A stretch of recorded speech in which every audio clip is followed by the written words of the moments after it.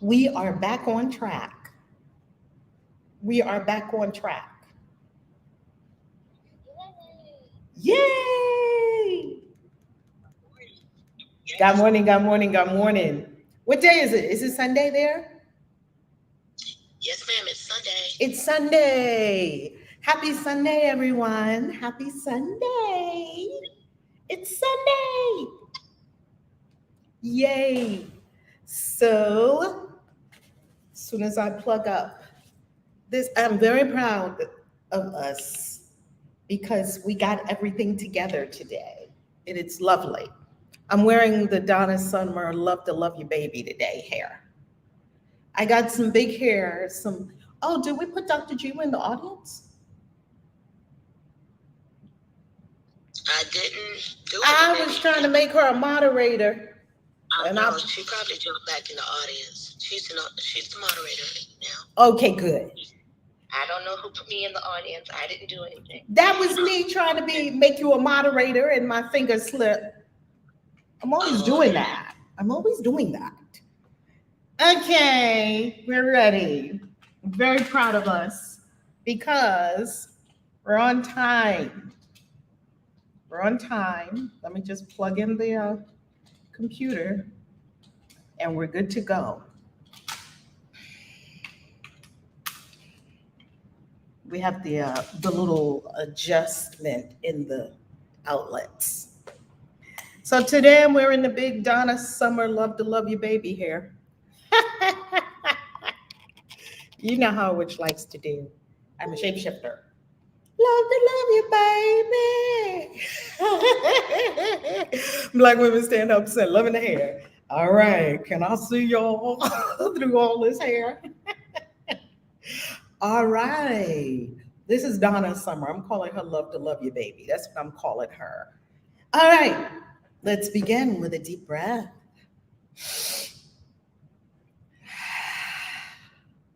Here in Dubai, as you can see outside, it is 3 p.m. in the afternoon. And wherever you may be in the world, welcome to day 114 in a course in miracles. Congratulations, you reached day 114. Deep breath.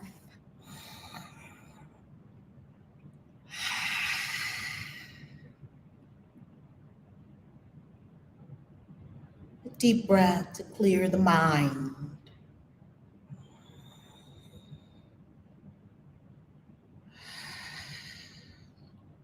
A deep breath, and as you exhale, drop the shoulders.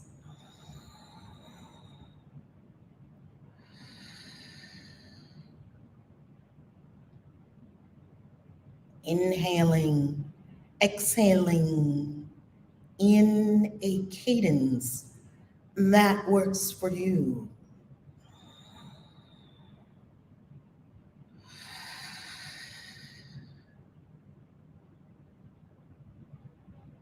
Opening the mind, clearing the mind, returning home to the 0 point field, infinite nothingness, also known as Source, God, the All, infinite intelligence, the quantum field, love. By all the names we know, Source. We now return intentionally, consciously to Source by clearing the mind, entering the portal that is the heart,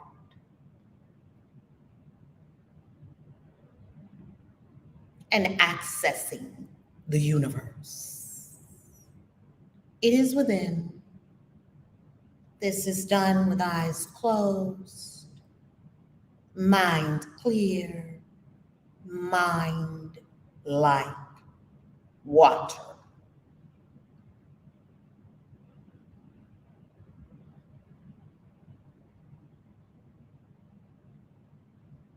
bathing in this stillness.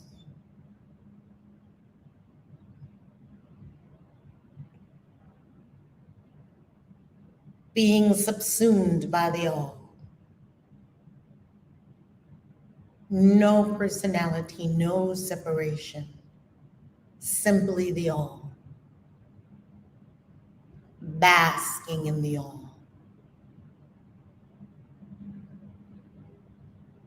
Losing self, little self, in the great I am.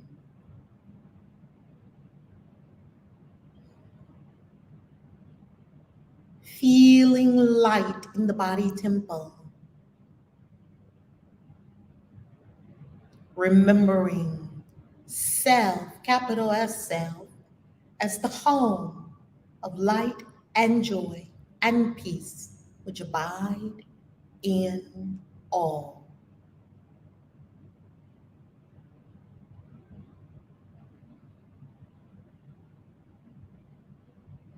Fully prepared to receive our Course in Miracles lesson 114, a review of 2 lessons. We now open our eyes while remaining in a state of relaxed awareness, a meditative state.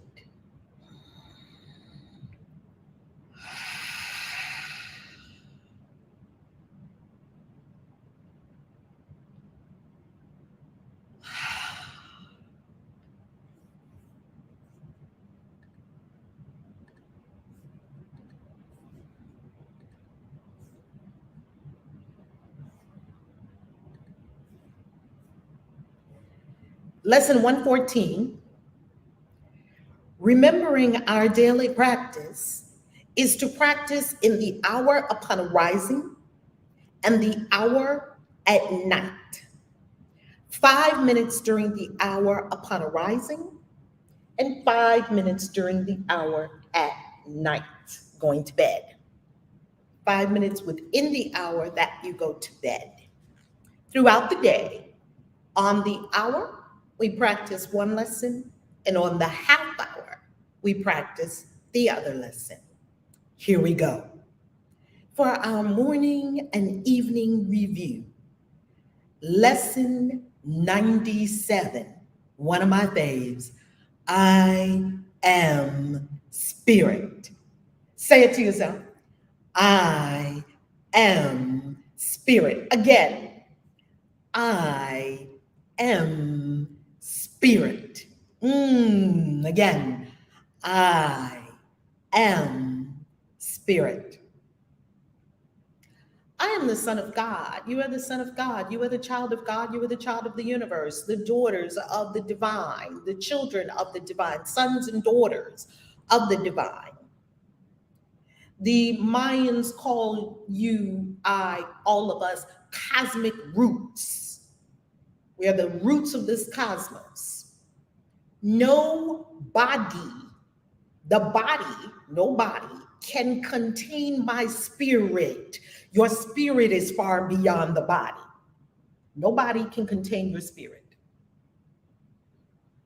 nor impose on me a limitation God created not. God created no limitations on you. There are no limitations on you. You are, as God created you, spirit. I am spirit. A body cannot contain your spirit. Your spirit is far beyond the body. Spirit is all. Nothing can impose on you a limitation that God did not create. That is our lesson 97 for morning and evening review. And here is our second lesson to review. Lesson 98. I will accept my part. Pat yourself right here on the chest. Feel it in the heart. I will accept my part in God's plan for salvation. What can my function be but to accept the Word of God, capital W, who has created me for what I am and will forever be? What can my function be but to accept what the Word of God said about me, what the Word of God says about you? Today, our second lesson we are reviewing is lesson 98. I will accept my part in God's plan for salvation. No longer calling yourself little, no longer calling yourself sinful. No, a sinful, little, weak, dying, sick person, egoic personality cannot be the salvation of the world. And you are indeed the salvation of the world, and you are a part of God's plan for salvation. So accept it. On the hour, we will say to ourselves, I am spirit. That means at 8, at 9, at 10, at 11, at 12, at 1, 2, 3, 4, 5, 6, 7, 8, 9, 10, 11, 12, all the way until you go to bed. On the hour, I am spirit. Just let it reverberate through your system. On the half hour, I will accept my part in God's plan for salvation. So on the half hour at 7:30, 8:30, 9:30, 10:30, 11:30, 12:30, on throughout the day, I will accept my part in God's plan for salvation. And as we heard in this introduction to the review, allow the ideas to go in the mind wherever the Holy Spirit is going to take the ideas to clear up three things. There are three things the Course said to apply these ideas to.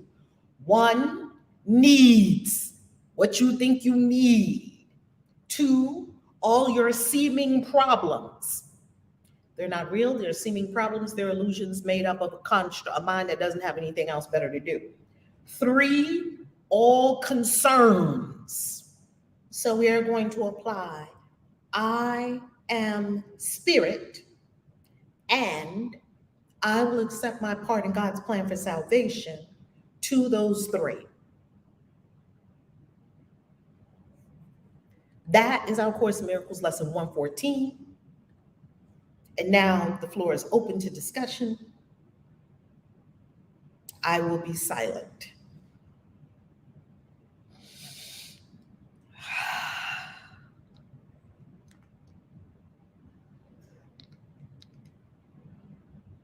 Good morning, everyone. Good morning. Good morning. This lesson reminds me still a play on yesterday's A Course in Miracles. I am spirit, and I will accept my part in God's plan. And yesterday I was speaking of Florence Scovel Shinn when those powerful words that God's power is the only power. I think it's not word for word, but this was of it in God's plan and being trained. Statement I like is I am divine. So while you were speaking, Coach, that was a statement that was given to me by Spirit some time ago. I am divine. So I kind of switched it up to I am divine, and I will accept my part in God's plan. I love that. That sounds perfect. While you were reading it, it was just reminding me. And I love that statement, I am divine, because it reminds me that I am divine. And when you accept that you are divine, that you're not a body, that you're a spirit and you're divine, and you're a child of the divine, then you comport yourself differently. If you remind yourself that you're divine daily, and in these 5-minute practices, I think it helps to change your thinking, and it just helps to change your whole attitude about who you are and what you're doing here. And for me, it helps me to comport myself differently with that statement, because you can't just be a divine being acting ratchet. That doesn't work well.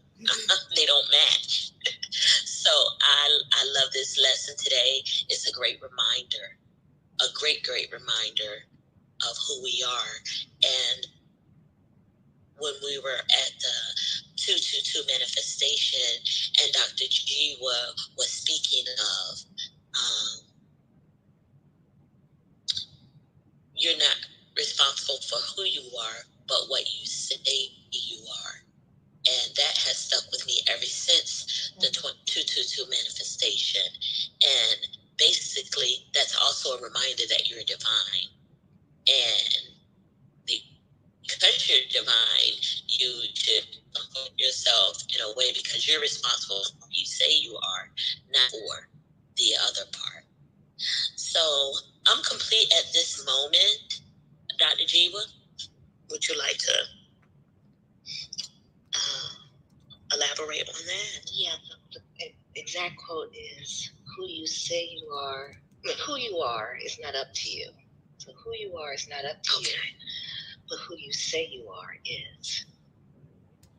Could you all speak a little louder so we can make sure to hear it on YouTube? Okay, can you hear me? Yes. Can you hear me better now? Yes. Okay. So who you are is not up to you, but who you say you are is. That's the exact quote, and that's from my mentor, Dr. Caroline Fuqua. And so so who we are spirit. Just like this lesson review restates, we are spirit. And but who we say we are can vary based on where we're standing. Are we standing with our lower nature, or are we standing with our higher nature? So if we're standing with our higher nature, then we're in alignment with that, the fact that we are spirit, that we are divine. And, because we have divine will, we have free will, we have the opportunity to will freely. So, and that's the gift that we've been given, the fact that we can choose what we say we are at any given moment. And all of it's a learning process until we decide with certainty who we truly are. So, the lesson for today is a great review. It's a great review, and it's also an opportunity to become a happy learner. I read the text and the lessons, and my text reading today was from chapter 14, section 2, entitled The Happy Learner. And it speaks on that truth is true. Nothing else matters, nothing else is real, and everything beside it is not there. Let me make the one distinction for you that you cannot make but need to learn. Your faith in nothing is deceiving you. Offer your faith to me, and I will place it gently in the holy place where it belongs. You will find no deception there, but only the simple truth, and you will love it because you will understand it. So truth is truth. And so you can either align with the truth, or you can deceive yourself. You can either be an unhappy learner or be a happy learner. And from this point on, I'm choosing to be a happy learner. I choose to will with God. I'm complete. Mm-hmm.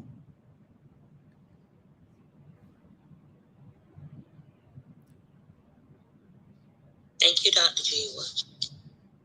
That definitely gave me even more insight, and I'll be reviewing the lesson again and reading both the text and the lesson. Thank you so much. Harmony or Coach Michelle, moderators, would you like to speak?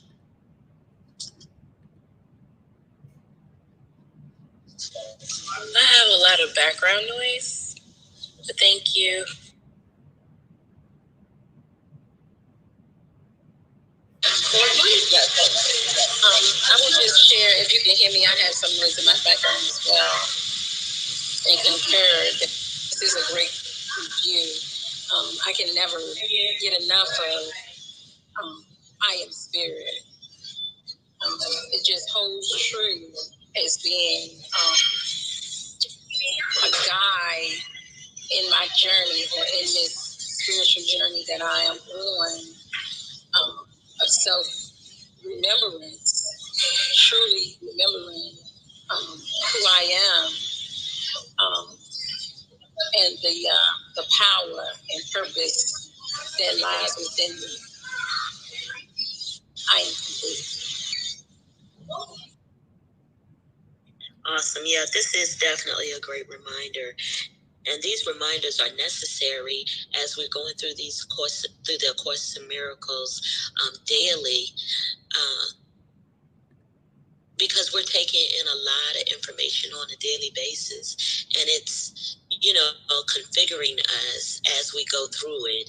It's kind of magical, very magical actually, and those reminders are necessary to help us through and help us to stay in divine alignment and just keep moving forward. So I love these reminder lessons, and they always give us 2 at a time too.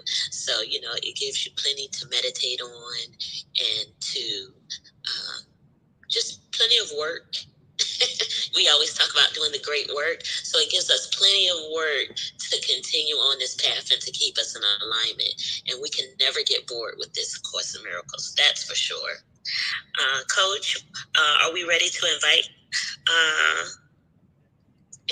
our community to the stage? Yes, please do. And something that's also coming to me here is, as I looked up the happy learner, Coach Michelle, I think you have a hot mic. Okay, wonderful. Good sound for our recording. The happy learner, as Dr. Jiwa was speaking of earlier, makes a really, in the text. So if you go to the text at acim.org, and the daily lessons are in the workbook for students. Okay, that's where we are every day, the workbook for students. If you go to the text, and the text today, chapter 14, part 2, is that what you were reading, Jiwa? Dr. Jiwa? Yes, I was reading chapter 14, section 2, entitled The Happy Learner. The Happy Learner. And it says something very profound right up top. If you want to read this later on, family, it says the Holy Spirit needs a happy learner in whom his mission can be happily accomplished, or its mission can be happily accomplished. You are steadfastly devoted to misery, but you who are steadfastly devoted to misery must first recognize that you are miserable and not happy. The Holy Spirit cannot teach without this contrast, for you believe that misery is happiness. It is very important that we understand that we're not happy and don't try to pretend that we are happy. If we're not happy, there is something we must do about that, because the Holy Spirit needs a happy learner, the voice for God. Now, the Course calls it, because the Course speaks in Christian terminology, the Course calls it the Holy Spirit. We understand that this is the voice for God, and we understand that everyone, we're in an Islamic country now, and if you said Holy Spirit to Islamic people, they probably would look at you like, what are you talking about? Because remember, the Holy Spirit is a Christian term, right? And so we get to, not to translation, we get to apply it and understand that it doesn't just apply to people who have a Christian background or that understand Christianity or who have been exposed to Christianity. The Course applies to everyone who feels called to the Course. So never get hung up in the wordology of the Course, because it says his, and it says Father, and it says Son, and it says Holy Spirit, and it never mentions a female.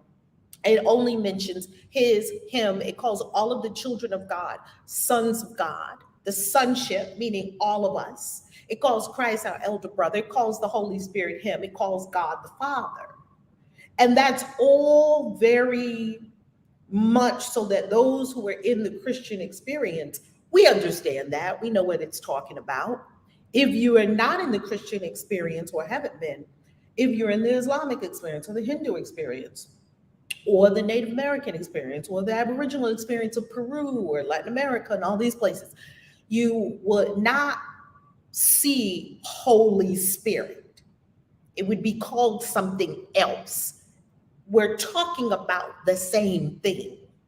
So because we have an international audience here and we're about all faith walks, all colors, all creeds, and we're in an Islamic country right now, which is lovely, we must understand as masters, there are many ways of looking at the same one thing and many ways of calling the same one thing, right?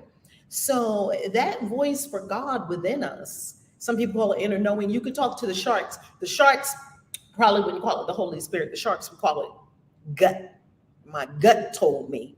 We all know that there is something inside you, inside every person, that's telling you the right thing all the time. And it knows you better than you know yourself. And it knows everything that's going to happen. And it knows everything. We could call this both the voice for God, the Holy Spirit. Someone else might call it intuition. Somebody else might call it gut. You could talk to a scientist, and the scientist could call it your belly brain, because now science is understanding that you have a head brain, you have a heart brain, and you have a belly brain, and that there is a direct connect between your gut and your brain. So, and the gut gets things first, which we would call your intuition, your Holy Spirit. So there are many ways of, I don't want anyone to think that you can't study the course or to get caught up on his or Holy Spirit or Father or Son.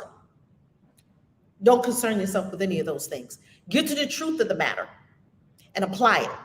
Apply the universal principles that are present in the course and that are present in every holy book. All right, let's continue. Okay, the floor is open for everyone that wants to share to come to the stage. Also say related to today's course, just speaking for myself, I just wanted to say that as it relates to the course, I know that I'm not here every day by chance, because if not for the teachings of this course opening my mind up deeper, I'm not sure that I would be here in Dubai right now. There are things that this course has opened up for me and made it possible to take this leap to be on this particular journey. And as today's lesson is saying that I'm not only saying that I am spirit, it also is speaking on my agreement in God's plan. And that is taking the big steps, making the moves, being the light, which for me means a deeper knowing and understanding of myself. Because as I know me, it goes out to others, and as I do more, I'm able to share more and bring more into the world. I am complete. Thank you, Coach Michelle. Thank you. I don't see any hands to share today. Are we a little sleepy this morning? Oh, thank you, Angel. Thank you, Angel. You should be getting your invite. Thank you. Good morning. Good morning. Happy birthday! I'm celebrating through the end of the month. Happy birthday. Thank you. I needed this lesson personally today as a reminder that I am spirit and that I am divine, and it doesn't matter who I think I am. It is who I say I am. And I am spirit. It is something that I look forward to reminding myself every hour. It's been kind of a battle this week, I guess, I kind of had a freak out moment earlier this week because a family member was kind of, I guess, like I was having that debate with the Christians. And it was a little disheartening because it's like, I feel like I want everyone to know the truth. Like, I wish everyone was on this call with us every day and knew that we were spirit, and just to hear the things that were coming out of their mouth, and it's like telling me that it would inevitably end in disaster and stuff. And it was like, I talked to Dr. Jiwa, and Dr. Jiwa was like, listen, just put your face. She's like, calm down, stop, please stop. And I'm like, okay. And she's like, put your face on their face, and why are you telling yourself that? And it took me a while to kind of put pieces together, and I realized that I forgot about the committee, which again is why I'm glad about the lessons every day, because we get reminders of what we need. And I was like, oh yeah, that was the committee. That's like still the skeptic in my mind. That's like, yeah, all right, it's fun now, and da da da da. And I just had to, like, I quieted that voice, and then the reminder of spirit today is like, yeah, I am spirit, and it's okay. The Christians will be Christians, and a Christian witch will be a Christian witch. And with that, I am complete. Christians will be Christians. What were the Christians saying? I'm curious. What were you saying to yourself through the Christians' mouths? I guess I shouldn't be asking. It was about, because Major won't be coming to New Orleans. It was about the trip to New Orleans and the fact that you're taking your children to this demonic event, and I don't want my son around this. And the grandma was like, well, we were raised about this and that. I'm like, me too, but I mean, it's okay. Like, what is it that you don't want your son around? Let me know what it is that you don't want your son around, and I will let you know if I will have your son around those things. And I can't get an answer. Nobody knows. Like, everybody swears they know what we do. And I'm like, okay, so you don't want your son around Course in Miracles, you don't want your son around. I just don't want my son around witches. Bullshit. Let's see, what you want me to do? Put him out? Because I don't know what you want me to do. So it was like, it was that conversation. Like, you're going to have the kids, and then his mom told me, like, I can tell that you're in a truth-seeking phase, and that's very good. However, what I have learned on this journey and being in this life for so long, that inevitably the path you're on leads to destruction. And I was like, okay, yes, ma'am. You know, I left it at that. I didn't say much.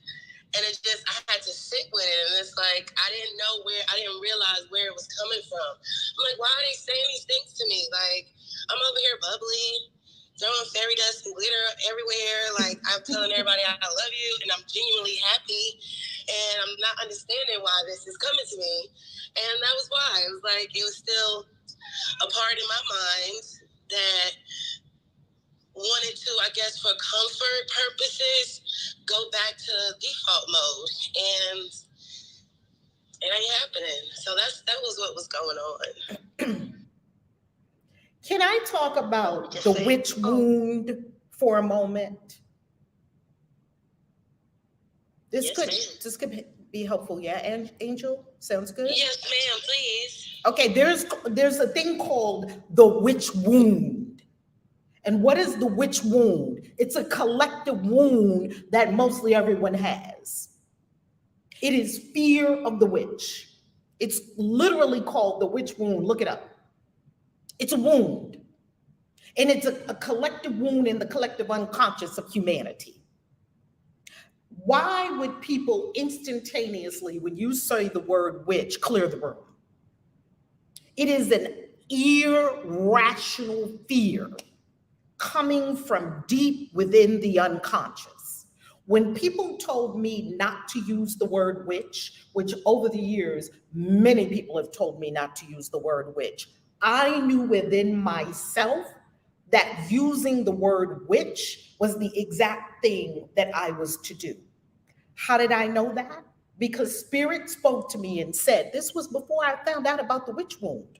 I didn't know about the collective unconscious witch wound circulating in humanity. I didn't know about it. Spirit gave me a very specific assignment. I will accept my part in God's plan for salvation. That was to dispel, the wording was very interesting and very intriguing. It is to dispel fear and ignorance around the word witch. You just say the word witch, oh my God, oh, I don't want my kids around witches. I don't want, oh my God, witches. Oh, Christian witch. It is an immediate, visceral reaction that, do we ever question? Okay, I'm having an immediate, visceral reaction to a word. Why? Did I ever ask myself that question? And did I ever get the answer?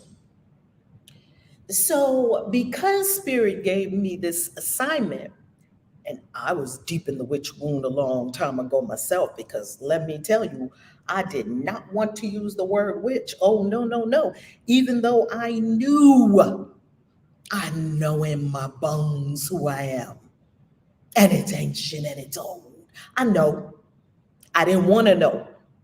And so the whole fear of using the word witch, oh my God, they coming for me with the pitchforks, right? Burn the witch. Especially if you've been in a few lifetimes, and you've been magical before, and you got drowned or you got burned or whatever. Now here you are again. Ooh, I'm not doing that again. It's a collective unconscious. It's a wound. So let me turn off these times. Pardon me. So how do we address this? We address it like we address every wound. You go in. The way out is through. You go in. You go in with love. The Course tells us every day, go into your consciousness with light. Because the light, and forgive, the light will dispel, truth will dispel all errors, truth will correct all errors in my mind. So because I was too afraid to use this witch word, super afraid. I can tell you, I could probably name, I don't know how many witches that said this same thing. Almost all the witches that you know that are publicly witches, at some point in time, they had to come to terms with the word witch and had to come to peace with it. And then if you look at Lisa Lister wrote a book titled Witch.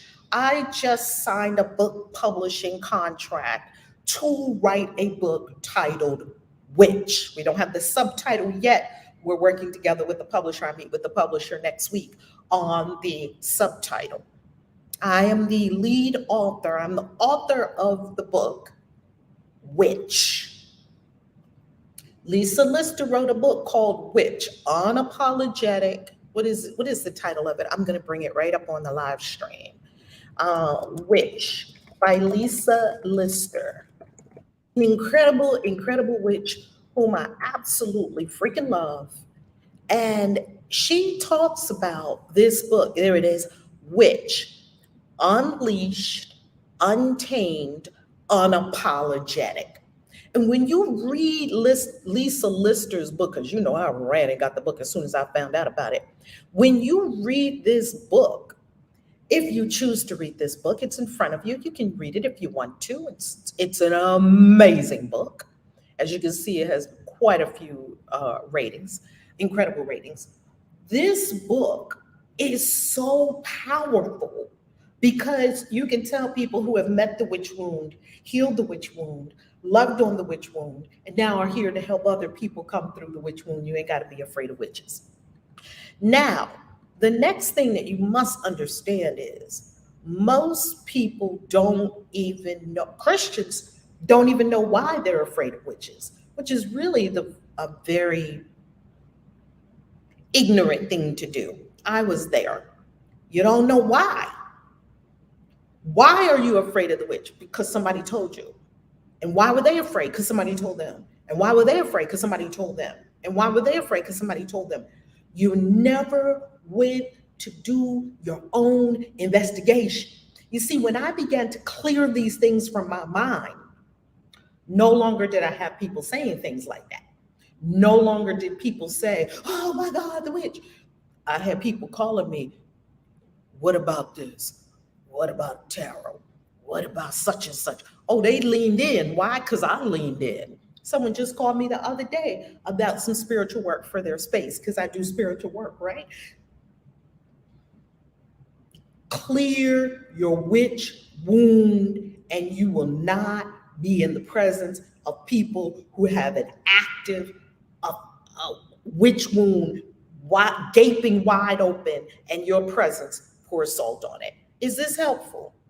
About the witch wound, is this helpful? Yes, ma'am. And the actually using the witch word, it's like I was okay with using it around certain people, like my sister or my brother or my cousins, but when it came to like the elders, like my mom or the kids' grandma or any other people, it's like I kind of stutter over because I guess out of anticipation of what their response is going to be. So it's like I'm like, well, my community of my spiritual community, and I stutter over the word witch. So I'm gonna just start saying it boldly to everybody. Like, I'm a witch. I might get a shirt. Probably gonna get a shirt or 2 or 4, so that I can become more comfortable and heal the wound myself, so it's not in front of me anymore. So yes, ma'am, it was very helpful because I'm a witch. And I have I have an additional take on what was said to you. I guess your grandmother about you would lead to your destruction. Yes, ma'am. I would have to say that I would agree with her that it will lead you to your destruction, and that's exactly what you're looking for. You're looking to deconstruct any constructs that you have about your life as it is now. You basically are breaking yourself down to build yourself back up into your true identity, which is spirit, which is identifying yourself other than a body, identifying yourself with the less familiar parts of the 5 parts of yourself. The 5 parts of yourself being your higher self, the spirit part of yourself, the soul part of yourself, body, and ego. So we're very familiar with the body, ego, and somewhat familiar with our soul, but the higher aspects of ourselves we're very unfamiliar with. And so, yes, you will destroy yourself in order to find yourself. And that's all I have to say about that. Well, thank you, because that part was kind of, I was trying to figure that part out, but now that makes complete sense. This is what I'm trying to do, is destroy all of that. So, yay for destruction of the ego. That's amazing. I love that. That was great, Dr. Jiwa. I love that. I just wanted to add that when I first came into this community, I guess I deconstructed the idea of the witch a long time ago, because from a child, I just loved everything magical and just witchy things. Always loved it, always attracted to it. And so when I discovered this community, Spirit brought me to this community, there was no fear of being a witch, or because I knew I was, and I knew that some of my siblings were, and I was like, hey, I just had a magical, life, because we never really knew where my mother came from and, who her parents were or anything. And there's always this mystical side. So, I just love things like that. So, I can make up a whole little story all around that. And I didn't just come right out and tell people immediately, because I did have some fears around what other people would think. especially my friends, you know, that were close to me. My sisters, not so much. My family, not so much. But my friends and the extended family. So I never really had that experience of, this huge burden of fear. But slowly, as I begin to tell people, it was kind of and I don't tell everybody if it just happens to come up or we're speaking. So just one example I wanted to share with you is that I work with quite a few men, and we're talking and everything, and we happen to be talking about the trip to Peru and the plant medicine and things like that. So he's a Christian man, and he understood some things, and he was like, oh yeah. And then I kind of bring up, well, when all else fails, back in the days, people always went to the witch in the woods. And immediately he goes, I ain't going to no witch. And I was like, oh yeah, no, that's not what I mean at all. I was just making a reference to the herbs and the things that were used to heal people in older times. And that's where the witch lived. She was the magic person in the woods around all her supplies, the plants, and all the things she would need to help you heal yourself. And so we go on with the conversation. So weeks later, now he's also hitting on me, okay? So weeks later, we kind of get around to the conversation, and I just say, hey, look, I'm a witch. And he's still hitting on me. Okay. But when we first talked about witches, it was like, oh no, I'm not going to a witch. And then weeks later. Wait a minute, but I'll sleep with one, but I ain't going with one. I'm not going to one, but I'll sleep with one. Yeah. A magical experience. Oh, he want a magical experience. Even Yeah. further, wants me to do a cleansing for himself and his house. I haven't done it yet, of course, but I'm just saying. He said that? He said he wants you to do a cleansing for him in his house? Yes. Yes, ma'am. Yes, ma'am. Beautiful. Yes. So, and this has happened to me several times. Mm-hmm. So instead of getting the person running away, screaming, oh, it's a witch, it's somehow just sharing and spreading the love and just, pouring love on things in these situations is kind of bringing them around. Now, I'm not sure if just him being attracted to me has anything to do with that. All to do with that, I mean, because I know it's some part of it. But no, yet, whatever it takes to open their eyes, right? That's right. He doesn't have to get what he wants. That's right. And that's my share at this moment. Dia, I believe you're next.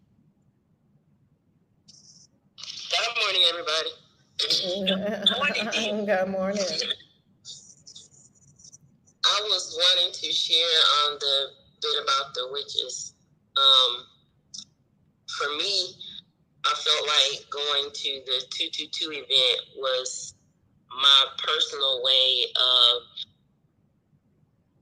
clearing my witch wound, because early on in my participation in the group, I thought about a lot of the things that I said, and I felt like even though I didn't know it was called a witch wound, now looking back on it, I know that's what it was.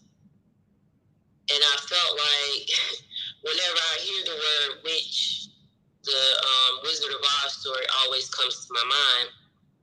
And I said, well, I wonder why I always have a tendency to think about the Wicked Witch whenever I hear that word. Like, everybody, including me, always liked Glinda the Good Witch because of what she did for Dorothy. But it's like, why do I not make her important, but I make the Wicked Witch important? So I really sat with that prior to coming to 222. And I said, you know, I've been following Reverend Val for several years. I can't even count how many, because I don't remember the first video I saw of you, but I've been following you for years. And the thing that kept me around because I wanted to be mentored by you in the financial knowledge that you have. But the thing that kept me away was always the witch part. And I often question myself, why? So I put out everything that I had financially to get to 222, Yes. just to dispel in my own self all of the myths, the preconceived notions, whatever I had based on what somebody else told me. Not that I learned myself, because I've always been a curious person. And so I've always been a reader. My mother was a reading teacher before I was born, so I've always been around books, and I've always read about anything that I wanted to learn about. So I knew a lot of things about witches that I didn't know I knew. And when I looked around at most of the people that I follow on YouTube, all of them are witchy. And a lot of them I found out after going to their websites that they are witches, and they call themselves witches. And I was like, well, I just always was curious about anything magical, spiritual, whatever. And so I always learned it. So when you all would talk about how the Christian community would tell you that the tarot was bad and all this kind of stuff, and I'm thinking, I've been a Christian since before I was born, and I never was taught that. But when I got really down to it, it's because I never asked anybody's permission to study anything that I wanted to learn. And my parents always knew that I loved to learn, so they let me learn whatever I wanted to learn. And so I've always grown up learning about magical unicorns and wizards and all this kind of stuff, Chronicles of Narnia, all that stuff I was already into before I met you all. But the mere fact that you used the word witch, and what I knew prior to was the Salem witch hunt. So I only knew the negative about witches. And since coming back from 222, I've seen articles every single month in magazines that are like front page stories on the witch. So I'm like, this is the millennium of the witch for me, because I'm able to see all of that. But what 222 did for me was to help me let go of all of that negative side. And so, like, for me, Reverend Val is my Glinda the Good Witch, because I'm like, there's nothing about her that makes me feel afraid or anything. And I said, if she's done any spell on me, it was to help me release all of the things that were holding me back financially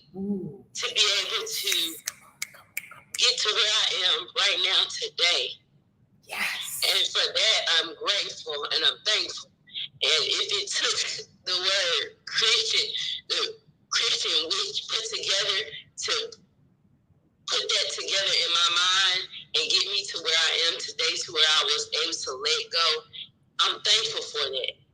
I questioned for a while if I'm attracted to all these witchy things and I'm around all these witchy people, does that make me a witch? But in my heart, I don't believe that I'm a witch, but I don't believe that there's anything wrong with the people that I associate with, because there's nothing that you all have said or done to me or to anyone in my presence that has made me feel any negative way about any of you. That was why at 222, I let my hair down, so to speak, and just really enjoy myself being with all of you.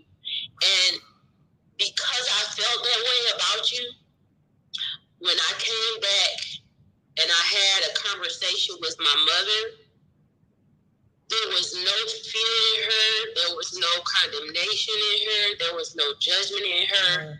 Like it would have been prior to if I had explained to her about you all when I was working it out in my own mind. But because I took that time to get it settled in my own mind, how I felt about all of you. Come on. When I was at peace with it, come on. The way I presented it to everybody in my family was from a point of peace to where they reflected that peace back to me. It's like I was sitting back at home by myself, reflecting on those conversations, and I was like, wow, I can't even believe my mom didn't act all crazy. I can't even believe my brother was just cool, you know? It was my dad was always on my side. We both are Libras. He's an October Libra, I'm a September Libra, so we got that little difference, but we still understand each other. So my dad, I never questioned whether he was gonna be okay with it or not.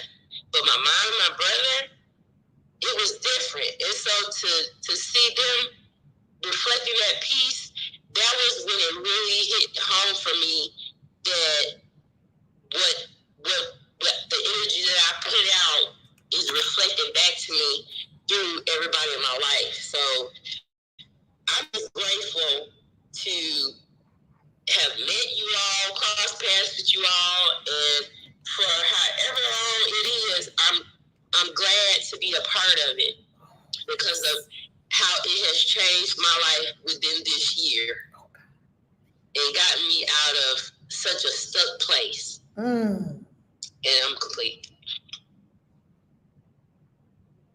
Ooh, you said a word right there. That is absolutely amazing, Dia. I love your share. And just like you said, just being around the community, there's so much love here. Like no one who actually wants to know what we're about and they come into the community, whether it's in this clubhouse room, whether it's on YouTube or Facebook or coming to one of the events, there's nothing negative unless you make it up in your mind, which you know that's where it comes from. That's not the experience that I believe most people have. That's not the experience I had at all.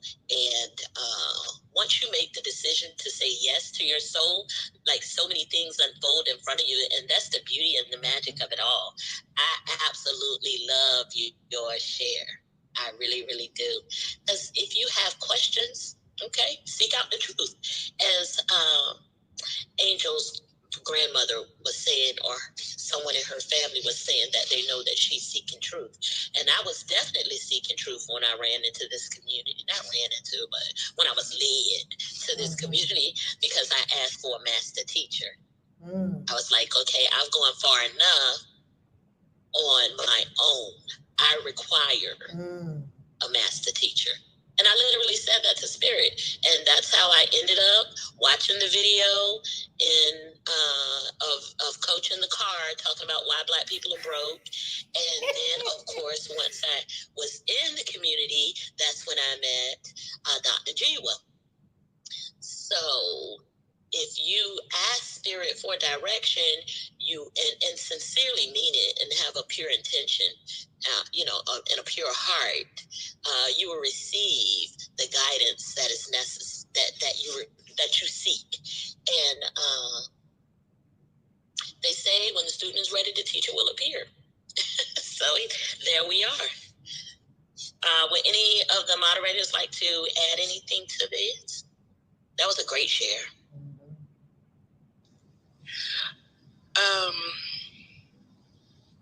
Maybe I should be still with this share. So when Dia spoke, I felt a lot come up for me. So maybe that was just some of my own stuff. So I was about to jump in and share, but I think I'm going to yield the mic. Okay, thank you, Harmony. Thank you. Okay, Arlene, you're up. Grand Rising. Good morning. Good morning. So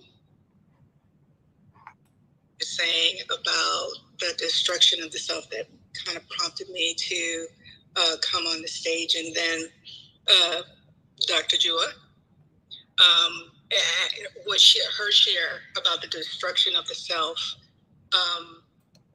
really resonated with me, because I was like, well, of course you're going to destroy yourself, because you're when you're in a community like this, you are looking to delve in deeper into who you really are, and who it is that I guess you could say being in alignment with the God life.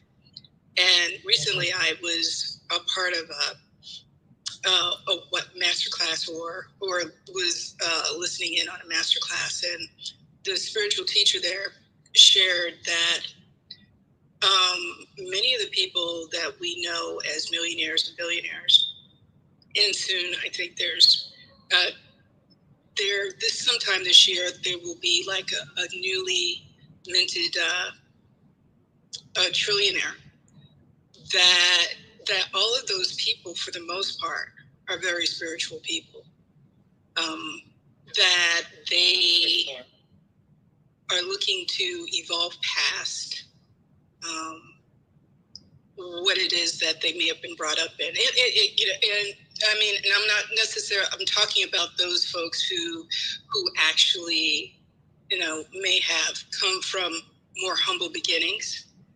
And you literally, like, every time you come into this place of, or what I'm observing, at least within myself, is that when I come into this place of expressing and knowing myself, I died to the old self. Literally, I had put on moratorium, after I was living with a relative of mine.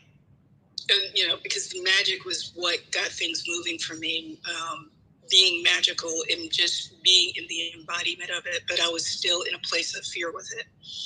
And in order to get things moving in his space, because I was tired of being in his space, I started using magic. And then, I had a confrontation with him.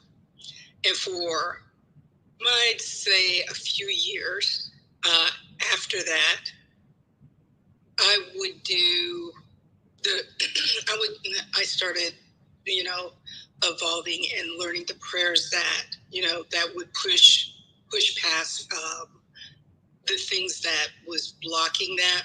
But recently, after I did the spell of myself to remove blocks and things of that nature, what began to happen for me, or what I heard my higher self said, as I was clearing out all of the stuff, all of the paperwork that I had been holding on to, and getting down, distilling everything down to a smaller way. There's been a lot of house cleaning. And I think yesterday I took out my Rose of Jericho, and I heard my higher self say, like, oh, we're so glad that you're coming back to magic. That it was more than time. It was more than, it was definitely, and that part of me had definitely been calling out. But then I also thought about my family and being overly concerned about what they had to say. And what I observed was, quite honestly, they are not necessarily living the life that I would want to live. A lot of times when I talk to them, they're talking about their health. A lot of times when I'm talking with them, I can hear a level of depression in their voice. I love them dearly. I keep them in my prayers, but I'm about living the God life, whatever that looks like for me. Right. And I'm glad I've had people in my experience who hold up and support that journey. So thank you all for your share. Thank you for allowing me to share, and I am complete. Awesome. Thank you so much, Arlene. And something that came to me while you were sharing was that a lot of us that are standing up and raising our hand and saying yes to who we really are and yes to our divine, the divine plan that God has for us. We made a commitment to be here at this moment and at this time to do the things that we're doing. And because we've made this commitment and we're saying yes, we're the ones that are going to change things around for our family, for our ancestral line, and to assist with being in alignment. And because we're being brave and saying, yes, I'm going to do this, they're looking at you. And they're looking at me, and they're looking at everyone that has made this commitment. And when they see the results, that we're in divine alignment, and that when they see the change in us, basically that's what I want to say. Some of them will become more open and want to say, well, what is it that you're really into? They'll start having questions. In my experience, anytime we have, just to share a little bit, my mother had 10 children, and there are 8 girls and 2 boys. So I have a pretty big family. My brothers aren't really around, but whenever the sisters get together, it always ends up in, oh, Tina, tell us about this. Or they'll have questions. And they want to know truth. And, I shared last month that my niece, she turned 18, and I was the one that gave her first tarot deck as one of her gifts, along with some other magical tools. But when they see the change in you, when they see the good that is happening within your life for you, they'll want to know, okay, well, maybe there is something to what she's doing over there. And thank you for being so brave, along with all the other souls that have decided to say yes and to actually make changes in their life, because this isn't always an easy journey. It isn't always an easy journey, but once you start doing the work, applying the tools, applying the principles, and applying the love, that guy that I told you about that was definitely like, oh no, I'm not going to no witch. It's because, and as soon as I said, well, I'm a witch, of course I'm sure he wants to get busy, but that's not happening. Also applying the love, while I'm there at work, and being happy and just sharing love every day, with my coworkers, and having conversations with them when they're not having a great day. Just being a genuine support helped. And now he wants me to clean his house, sage his house, go through his house with prayers and sage, and do some cleansing for himself. I mean, that was really a switch. As fast as he switched, it took me by surprise. But that spirit at work doing what it does. And I hope that's helpful for anyone in the room that would like to just like to take that as an offering. Just, stay the path. And, things will, as long as we're on God's plan, things will unfold beautifully. Okay, so we don't have anyone else on stage. 2 more items quickly before we go to the Galactic Signature, Queen Vashti. Yes, ma'am. One is, Arlene, this morning I thought of you. It was an incredible synchronicity. I was having brunch here in Dubai, overlooking the beach. I decided to walk to the beach today, and it's on Instagram, family. If you're on Instagram, at Val Love Inspires, you'll see all the inspirational stuff there. Get your dreams, right? And right next to me, at the table right next to me, were some gentlemen. And there were four of them. Three of them congratulated the fourth one because they said, yeah, you just jumped out of the plane today. He said, yeah, Dubai skydive or something like that, he said. And they were like, yeah. And I'm like, Arlene, whoa, look at that synchronicity. That's like the universe saying, yeah. Yeah, Arlene, I thought I would share that. Thank you. And he looked so happy. He looked so happy that he had done it.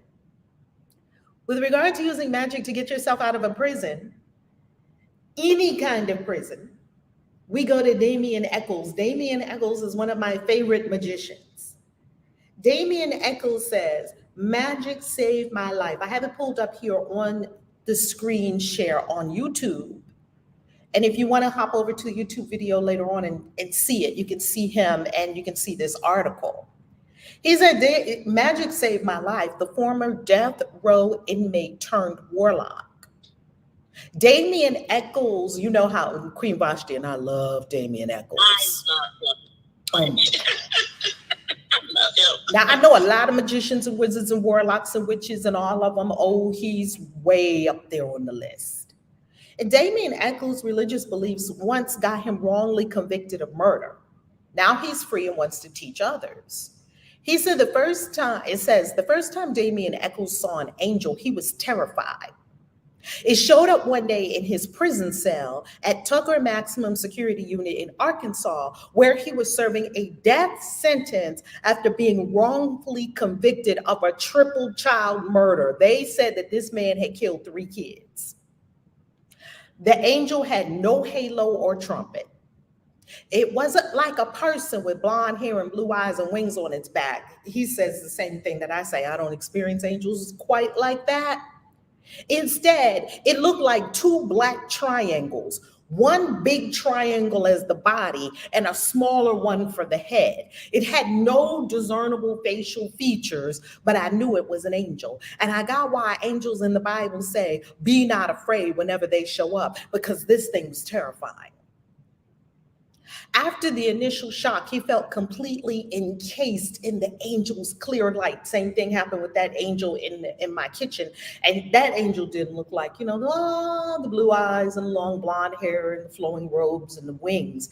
It was like a pillar of light and energy, just going straight like a big pillar of light and energy.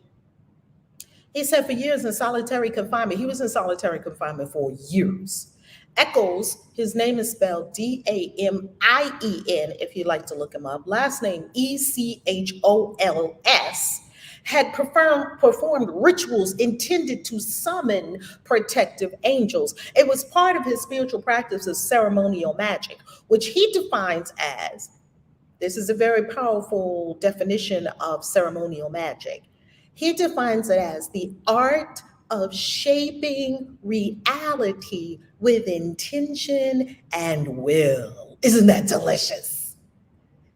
But he'd always experienced angels as comforting visualizations like imaginary friends until he saw the triangle apparition in his dark cell, where his only regular visitors were mosquitoes and rats.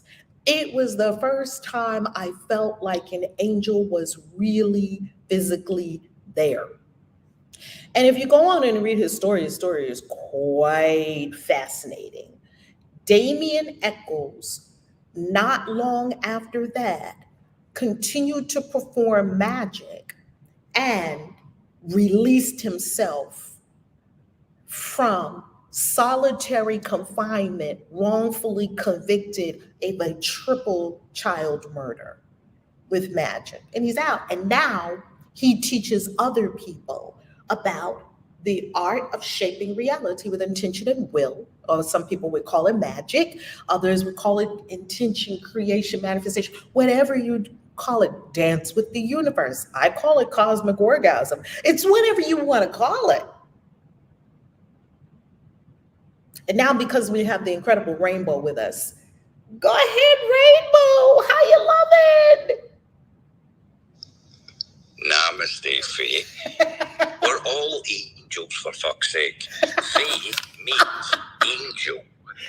We only see what we already possessed inside, you see. And that's why we're all becoming akin to angels. And not in the old religious way. And witch is ancient Scottish, meaning women of the north. It really tickles me to a degree in the fact that everybody sees a witch as a bad thing, but they don't see warlocks as all bad, you see, wizards and that sort of thing. We're all becoming who we're here to be, which is never going to be found in the thinking mind, obviously. When you're thinking, your soul literally is sinking, going down from conscious awareness state to subconscious. We're in the time of Aquarius, time to play as Fae.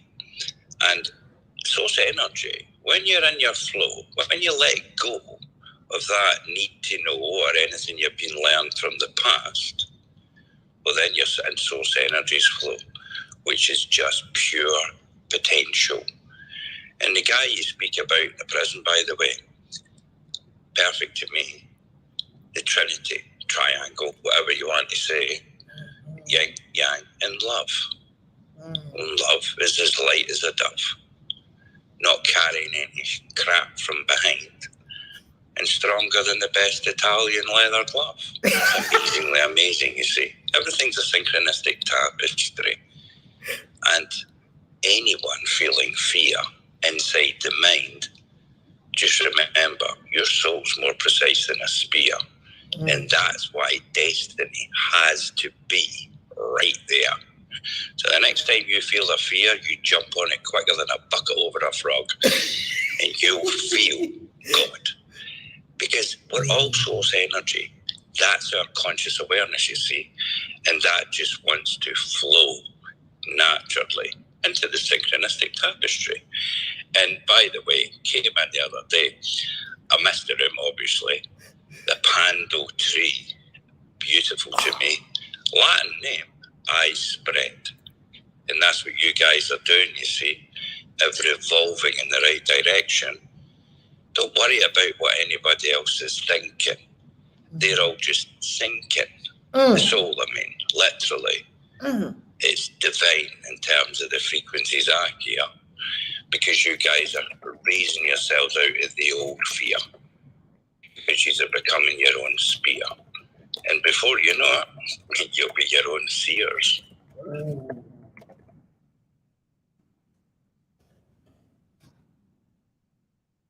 Rainbow. Rainbow. When Rainbow starts talking, I my whole soul starts dancing. And it's always going to rhyme. It's always going to rhyme. Rainbow warrior. How you loving, Rainbow? Magic, obviously. I'm just being me, you see. And this is the beauty of this golden now time. Since the 7 planets aligned, they've realigned the 7 chakras up the spine. That's why everybody's feeling that inner shine when they let go of the thinking mind. That's the soul, you see. Only wants to flow, obviously. And when it flows, that's when we grow. We see the synchronicities constantly, foreverly present in the golden present moments. It's literally divine. And we are part of the, everybody I hear saying, who am I? Blah, blah, blah. Don't worry about who you are. Just understand you're more than an avatar. You come to the stars, same as me, and we're becoming who we're here to be when we get rid of the old fear. And destiny, as I say, has to be right there. It's amazingly amazing, basically. And I'm loving getting in the room today, by the way. It's been an age, for fuck's sake. It's been too long, Rainbow, for fuck's sake. It's been too long. You like the pando tree, huh? The one tree with 47,000 stems. Who couldn't? It's amazingly amazing, you see. We're all trees to a degree, but we've got arms and legs, obviously. So that's the magic that we are at today, and the fact that we got front row seats, basically, in terms of we have the ability inside the soul. When we allow the soul to flow, creativity is just alchemy. It's going to be an amazingly amazing time. Big party's going to be here, I believe, now that the seventh heaven has arrived because of the 7 planets reconnecting up in the sky, and the Rainbow Bridge is awakening. So there's a lot more colours than red or blue inside you. Full rainbow, you see, same as me. And the more we become who we're here to be, the more we become a lighthouse or beacon to all that want to grow. And what you guys are doing is divine, as you know. The more we all share what we all know, the more we all synchronistically grow. Ashe. Ashe. What do you make of him seeing an angel as a triangle? Because you talk a lot of the 1, 2, 3. Aye, well, that is the 1, 2, 3. Trinity, divinity, and infinity. Everything that I see is a trinity, basically. It's the electrical magnetic energy that drives the avatar of the body, the conscious awareness, you know what I mean? And it's becoming more than just the dream. The power within you is rising, obviously, when you're staying out of that pesky, stinking, thinking mind. So my life resistant for past time and makes you worried about the future, you see. The magic is forever present and prevalent only in the golden moments throughout infinity.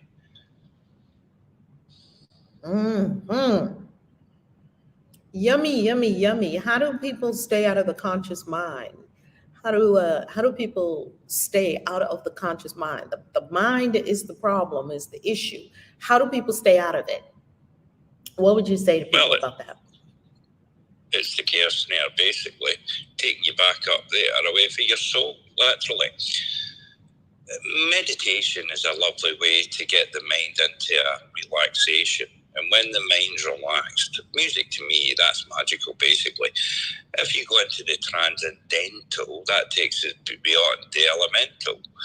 Ultimately, because it's joining both sides of the hemisphere together again as one, allowing the soul to rise and flow. We know this through biology and science these days, and psychology, actually.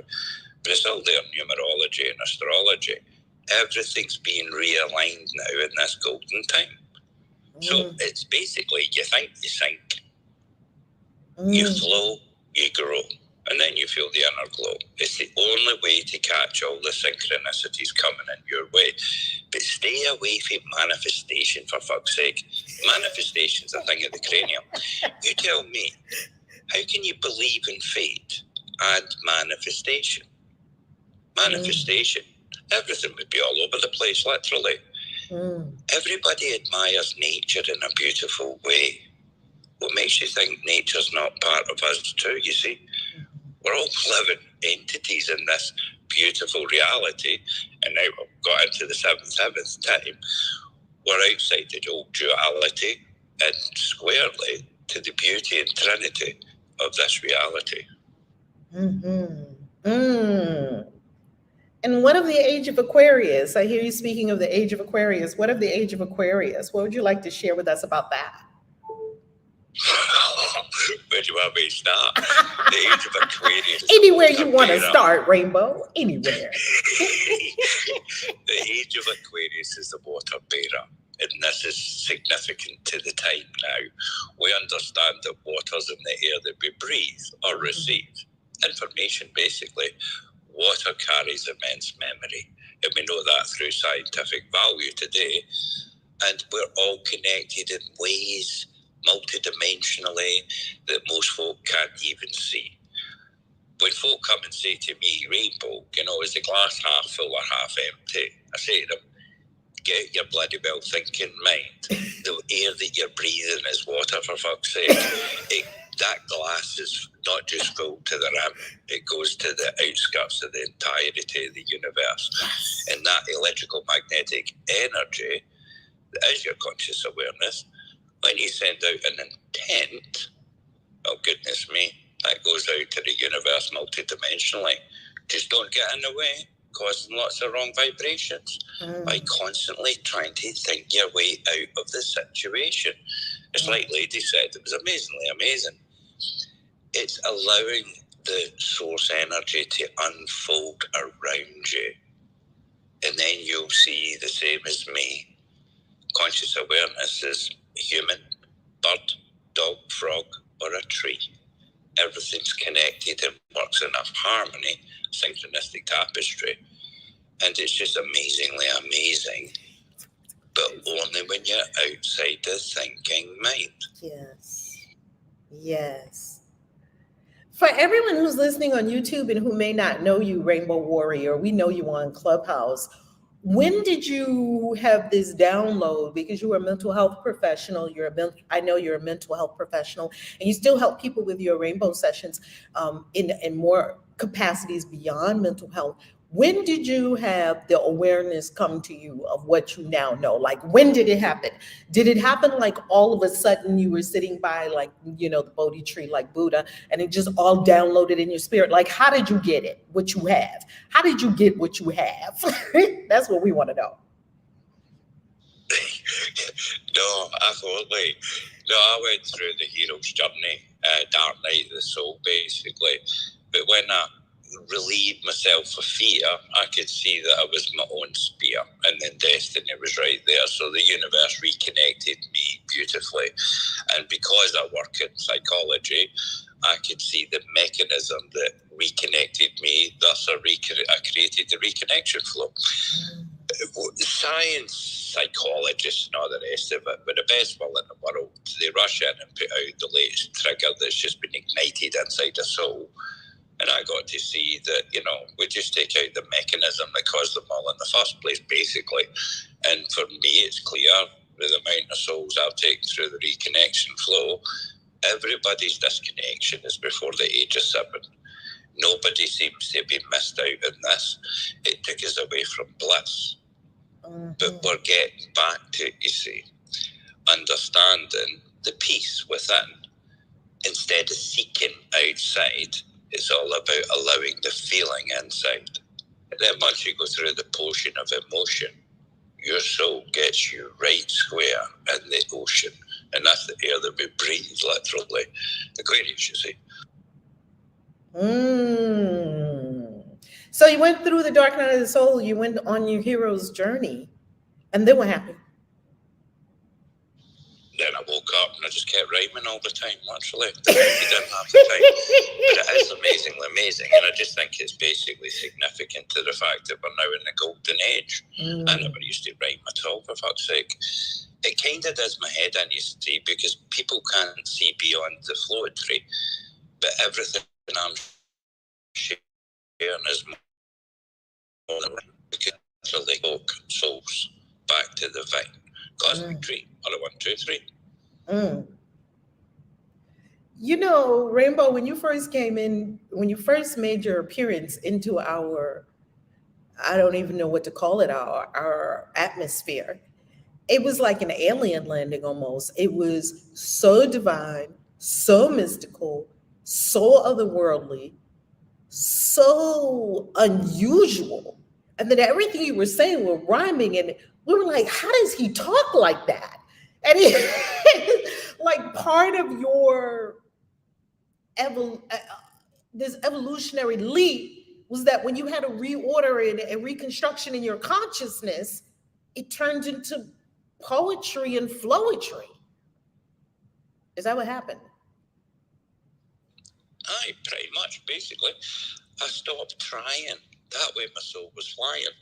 So I just basically open my mouth and speak and let things flow out of me authentically. Authenticity is just honesty. And that's reconnecting me, or keeping me connected, I should say, to the cosmic tree. I don't try in any way. because I could see the key. Everybody in this space is amazingly amazing, and you know it inside. You're feeling the power rise within you. You just keep thinking, making the soul sinking. Let it go and just get into your own flow. And what the universe does, you see, as well as your own soul, obviously, it makes it all just come out beautifully because you're not trying.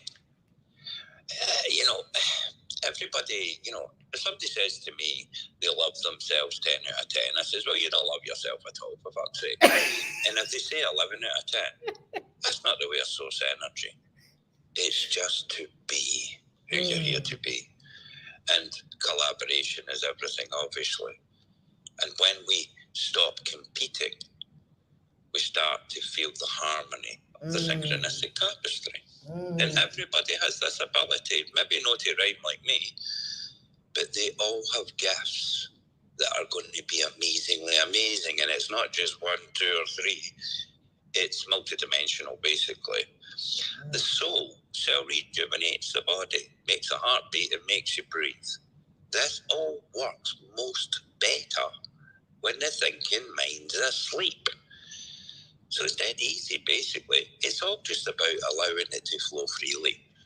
And you do this, Faye, to a degree. I feel the purity of your flow, as well as many others in this room.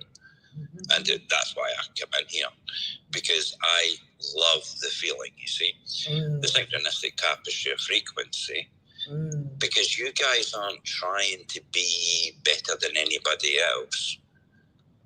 You've even got somebody in the room called Harmony, for fuck's sake. You can it better, basically. And this is the way everything's going, through collaboration and love.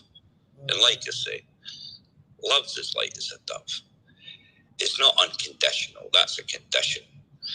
Love just is, same as source energy. 10 out of 10 in every way, and it's only the sedate human, because of the disconnection, they can't see this. Everything they see is just a reflection.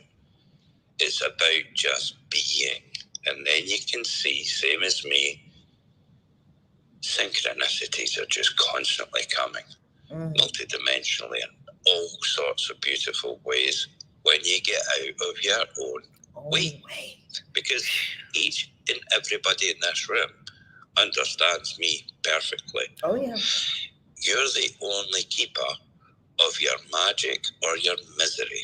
If you believe you can't, or you believe you can, you're right, basically. It's get rid of the belief. That's something in the heat, literally. And then your soul can flow.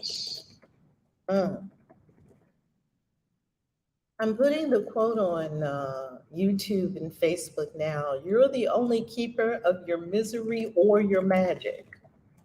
Rainbow Warrior. Tell people about your connection sessions, because I would love folks to know about how I love when people have more spiritual resources that they can turn to. And Dr. Jiwa has the spiritual resources, and you have spiritual resources. So Rainbow, tell us about the reconnection sessions that you do. I know what you're doing, Faye. You'll be shite, by the way. Basically, I know, because it's one session. It's between 2 and 5 hours, and I get you reconnected back to the inner child, Kundalini or the Chi, Prana, whatever you want to call it, basically. Your soul, that's the part that can glow. Nothing else, you see. So I take souls into the place of the disconnection. It's dead easy. It's just using psychology and art therapy. And then they finally see, why wouldn't they love themselves, for fuck's sake? And that's the beginning that I see. That's how it worked for me. When I stopped seeking and started to feel, and then I could see I was just as much part of the cosmic tree as you, a bird or a tree, you see. And this is the beauty of the reconnection flow, taking people outside their old believed woes. And once you let go, your soul can flow. But you're still the keeper, you see.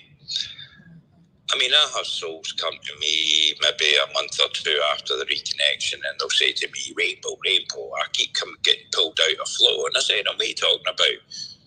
A month or so ago, you didn't even know what the flow was, for fuck's sake. Now you're seeing, and it's addiction that I see. It was to me, basically, because it's the only way to live, as far as I'm concerned, on my soul. It's the only way to see the magic that's coming into you constantly through the synchronicities. When I say the synchronicities, I mean, one of the things in this reality, we're all taught that death's a thing. For fuck's sake, where do you think all the synchronicities come from? My mother passed about 4 years ago now, and she's helping me more than she could ever do in this reality. That's right. Because she's sending the magic to me externally, you see. Nothing that I can preconceive or manifest in any way. It just flows into me naturally. And it's always divine time, obviously. Because as I said earlier, everything's a trinity. Infinity and divinity. And the key is that we're infinite beings here for a human revealing. But the basis of infinity is to stop and appreciate and feel the peace inside. And that takes us to bliss. And there's forever bliss in this. Knowing that you're part of the big puzzle. But if we don't stop and enjoy it by feeling it and embracing it, what will be the point of the whole thing, you see? That's why it comes out of me as a rhyme all the time, puts a smile on folks' faces to a degree. And all that magical in terms of laughter, because laughter brings us right back into the present moment. All forever available to us all, obviously. Looking at a fire flame that dances away, bringing us back to potential, same as music, or looking up to the clouds in the sky, emptying you away for the thinking mind, allowing your soul to flow at the time. Yummy, yummy, yummy. We are here in Dubai, Rainbow Warrior. We're in Dubai for a retreat, the Quantum Leap Retreat. So we're taking a quantum leap this week. We start this evening. We got here a couple of days ago. Some arrived a couple of days ago. Some arrived yesterday. Some arrived, day before. And this evening we meet at 7 p.m. Dubai time, which I think is some folks will be in bed at that time. So send your love and energy and delicious vibes this way. We would love to have the Rainbow Warrior spirit in the mix. Yeah? You've already got it in yourself, for fuck's sake. Just consider what you just said to me. 7 p.m. We're in the seventh heaven. 7 chakras up your spine, giving you that internal shine, and the 7 planets that aligned in the Aquarian sign. You could do right a better for it. You're jammier than a jam dodger, by the way. I would love to be able to buy. You're already here, for fuck's sake. Okay, I got it. I got it, Rainbow. Oh my God, Rainbow, every time you come, you give me a huge soul smile. It's a huge smile on the inside. Love, love, love your beingness. Love your beingness. Thank you for sharing yourself with so many people on Clubhouse. Thank you for sharing yourself. Some people are stingy with themselves. You're not stingy with yourself. Well, I was about to say, y'all keep your hands off my man. Is that your man? I said, I was about to say, y'all keep your hands off my man. I actually went through the session with him, the reconnection session, about a year ago. And that's why I came up, because I just wanted to join and say that it was amazing, because another thing it did for me was shown me that I did trust myself, something that I didn't recognize that I was doing at the times that I needed to trust. And just to recognize that I always show up and trust myself. I always show up when I need to. Then I trusted myself, because that was a big part of trusting, forgiving, myself, seeing things the way that, that he helped me to connect like the dots as to why I was behaving certain ways, and then just to, forgive it and understand it. So I just came up to say that, but I was thinking, I was just trying to be silly. But he is, he's been very, very significant in my life. So because of this reconnection flow that I did with him a year ago, because about a year ago, right, Rainbow?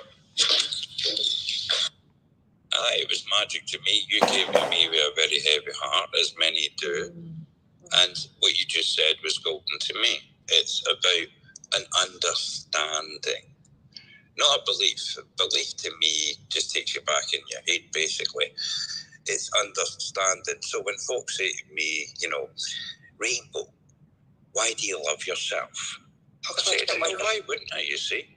And that goes for everybody. If you can't love yourself and can't means one, just understand it's a reflection of your disconnection. This is self-sabotage, basically. Mm-hmm. And once you take away that mechanism, no self-sabotage, you see, you start to flow, or allow your soul, basically, to start to flow naturally, and then everything works synchronistically. And I love you to bits, Andy, you know that too. But you're no bloody putting dibs on me. I'm as old as a tree, by the way. Look at you, free spirit. Well, that's actually it. That's what he helped me do, become free. Andy said, take your hands off my man. We love it. We love Rainbow around here. I got all possessive. But yeah, we're very blessed. Yeah. to definitely hear his flow, Mm-hmm. The blessings and breathing, everything else is receiving. And the key for me that started me on the hero's journey was literally the fact that when me and my wife separated, and I loved her dearly on my soul, that made me realise I was never going to find bliss from another person's kiss. It wouldn't even fit me, let alone suit me. And that's what helped me, you see. Started to search deeply within instead of outside. That's just always a din. And you go to religion and they just teach us all that we're a mistaken a sin. It's religion, it just gets people in a very sad way. And it's every religion that I see today. Wow. And before religion, it was the pagan time. And everyone lived in a beautiful harmony. Everybody recognized a dog or a frog or a tree or a bird in the sky. Mm-hmm. It's all an electrical magnetic energy. It's all the purity of love, basically. And everything else that we get taught is to become some sort of fucking Autobot. And we're not here to follow a ticky-tock clock. We're here to literally rock into the new golden age, not ticking anybody else's boxes. And if you feel enhanced in any way, you're back in your cranium and get out of it immediately, because we're in mankind's time, and that's divine. Reconnecting is to the 1, 2, 3, basically. Well, I will say I was dissociated, and I didn't recognize that. So that was really important for me to recognize that. And when and why I did, and you're right. Remember, it was before I was about the time I was 7. Anyway, something around 7. So sorry for kind of chiming in, but yeah, it's a very, it's very intriguing, and I just had to I had to say it because I don't know, I didn't know you were in here actually. Someone else brought me in here, and then I'm listening. Then of course we hear your voice, and I was like, oh man, I gotta go up there and just kind of like say what it was for me. Yeah, I dissociated, and I'm now reconnected, and life is joyful because what can I say? I mean, when I wasn't connected, it was I perceived everything very scary and very, I felt like I didn't have a lifeline of my own. So I was constantly, like codependent on whoever, whatever. And that created a whole plethora of other problems. So yeah, that's it. But thanks for letting me speak. Kaisi? Of course, anytime. And thank you for bringing the birds in with you. You got a whole choir behind you today as you're speaking. I love it. Yeah, it's amazing in my backyard that way. Just close your eyes, take you anywhere. Yeah. Well, anyway. And I've got a question for you, Andy. I'm going to put you on the spot, and me. Do you love yourself? You know, I don't really know what love means, actually, because everything feels joy, honestly, and that's all I can say is that I'm in a place where I've uncovered and a lot of the conditioning, not all of it, you know, because that kind of comes as now what I do is when it comes up, you know, I recognize it as being a conditioning. So I don't pay attention to I don't get in my way with it, really, is what we could call it, because, you know, I just let that go and recognize it as that, you know, that coming up to be recognized as BS, you know what I mean, as a conditioned state, not as the truth. And so now all of a sudden everything is like all absolutely like, honestly, I feel like I have joy and I understand what it means to be in heavenly places now. I had glimpses of it here and there, but everything seems okay. You know what I mean? Nothing's even wonderful, because that would be putting a judgment, but everything is just, you know, in a flow. And yeah, there's no problem. There's no solution for it because there's no problem. And I don't know. I just feel joy. And now I watch the world, and I participate back to that like child. You know what I think? I think this is what happened. I did a reverse engineering. I took my adult conditioned self through the ages back down through, and I saw a whole lot of, you know, where things were being piled on, you know, and I got back to this place where it feels like a child when they laugh and we wonder why, when we're in this conditioned adult state, we're wondering, why can't I feel like I'm having fun like I used to feel? It's because now we were trying to have fun, and we were disconnected to what that really meant. And I think it means the whole like observation at the same time as the as being the experiencer. It's kind of hard to explain, but like everything at the same time. So when you're a little kid and you're playing with another kid and you look at each other and you just start thinking of silly things, silly nothings, you know. I can remember kicking a stone and hitting somebody in their forehead, and they had a reaction, and we laughed so hard, both of us, because like nobody expected that. So like it's the unexpected unfolding and being so hilarious and so fun, and then we're looking at each other. So at the same time, you're kind of like in observation of what happened, and you're connecting with another soul and your own. It's all at the same time. I heard someone describe that as the seventh dimension. I don't know. Wow. But I know that after 5 dimensions, what I've been told is that we start turning back. They start bending back, and I think that that's what it means. I feel like I've named it. I kind of named it a reverse engineering of myself back to the innocent child, you know. So yeah, I don't know if I think I answered that question. What do you think? Well, half and half to a degree. You're saying joy. Now, there's a very old saying that I'm very akin to. All existence is pure joy. Yes. And the shadows are but passing clouds. And it was dead synchronistic to me when you were saying about chucking a brick onto somebody's head. Literally, me and my mates were playing soldiers one day up the back of the houses, you see. And a mate chucked a big brick towards me, and I forgot it was a brick, thought it was a football, basically. So I went to headbutt it, and it cracked my head right open.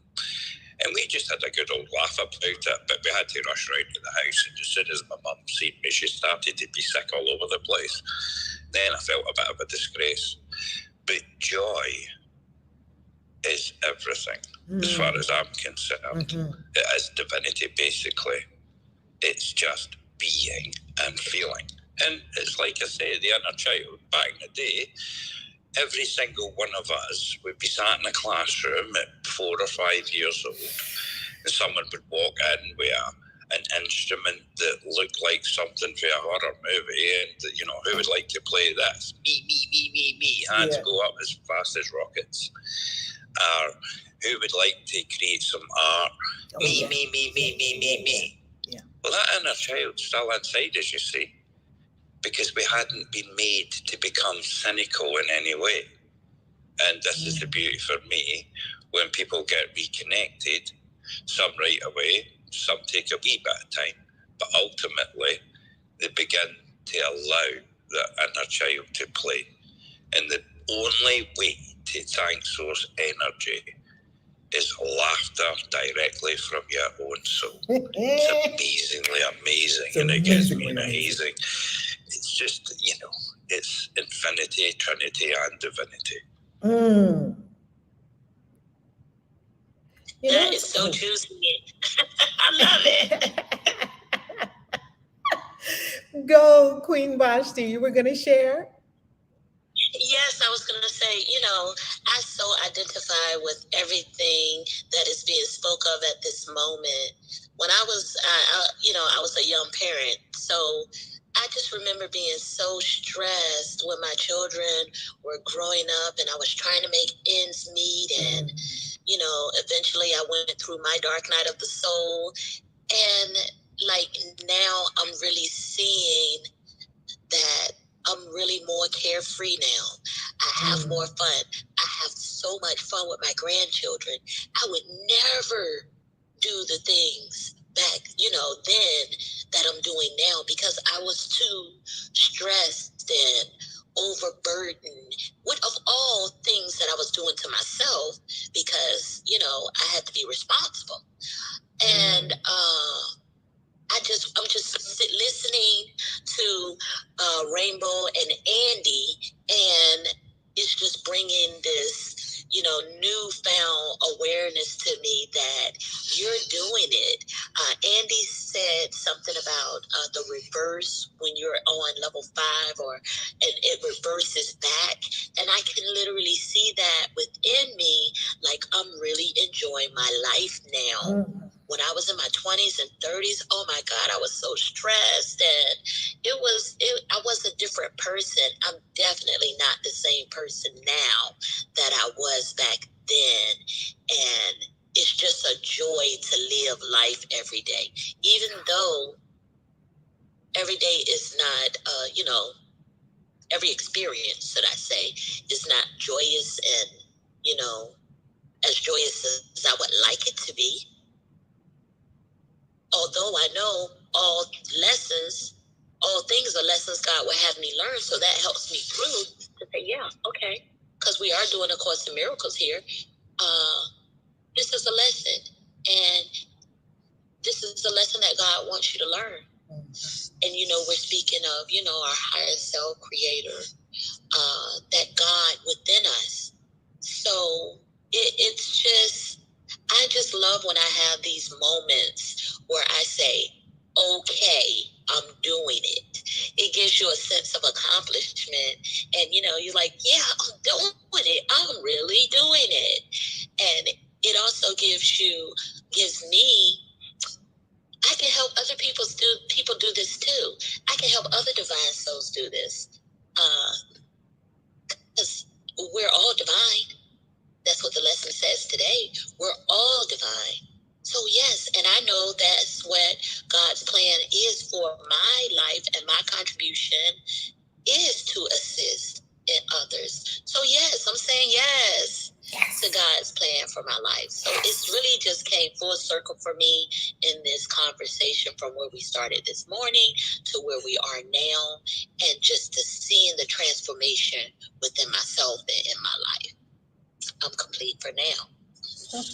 You know what? So one other thing happened to me, well, many things, but one thing that sticks out that happened to me very recently is I stopped behaving. Because the word behave, the energy of that word, I was told to behave, which meant do something their way, not my way. So I've decided I stopped behaving, and that got me more in touch and more in the experience of joy and having fun and, being that innocent child that's not being scolded, not told, what to do and how to act. Yeah. Acts. I love it. Yeah. I'm definitely, like I said, I'm definitely a different person. I was well behaved. Like my mom made sure of it. It was like we were well behaved. And I was such a good learner that I didn't have to, get spankings or none of that. You told me or you showed me, and that was it. So I was very conservative doesn't quite explain Compliant. Very compliant. Thank you. That's perfect. And I'm busting out right now.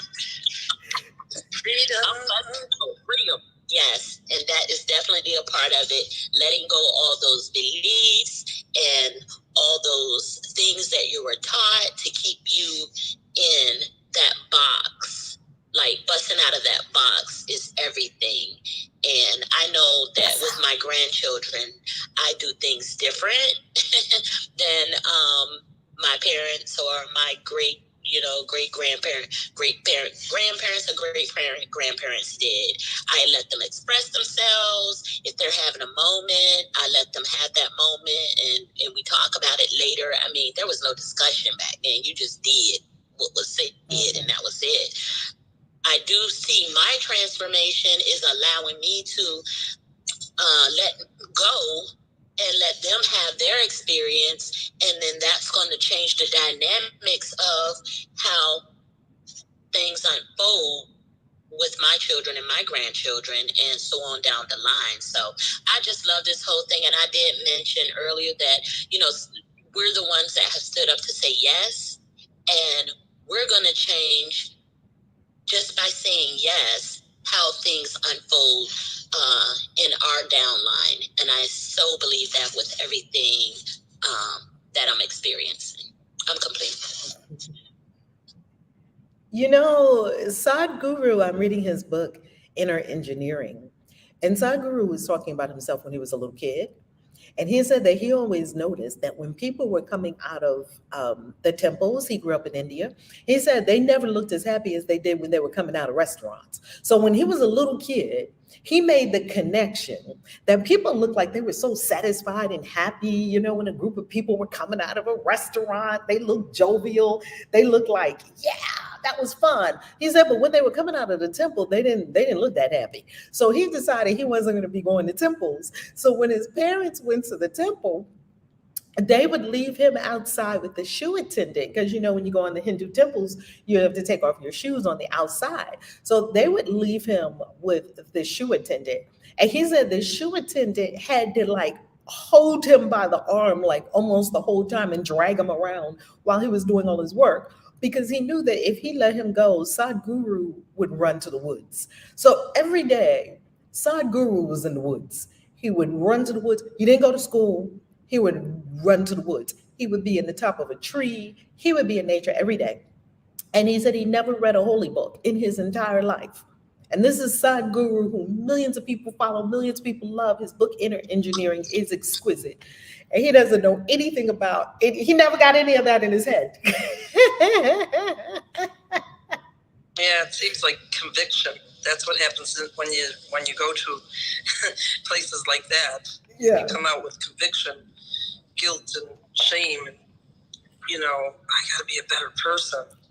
Yeah. You know what? I feel like when I stop behaving, that's because I trust myself now.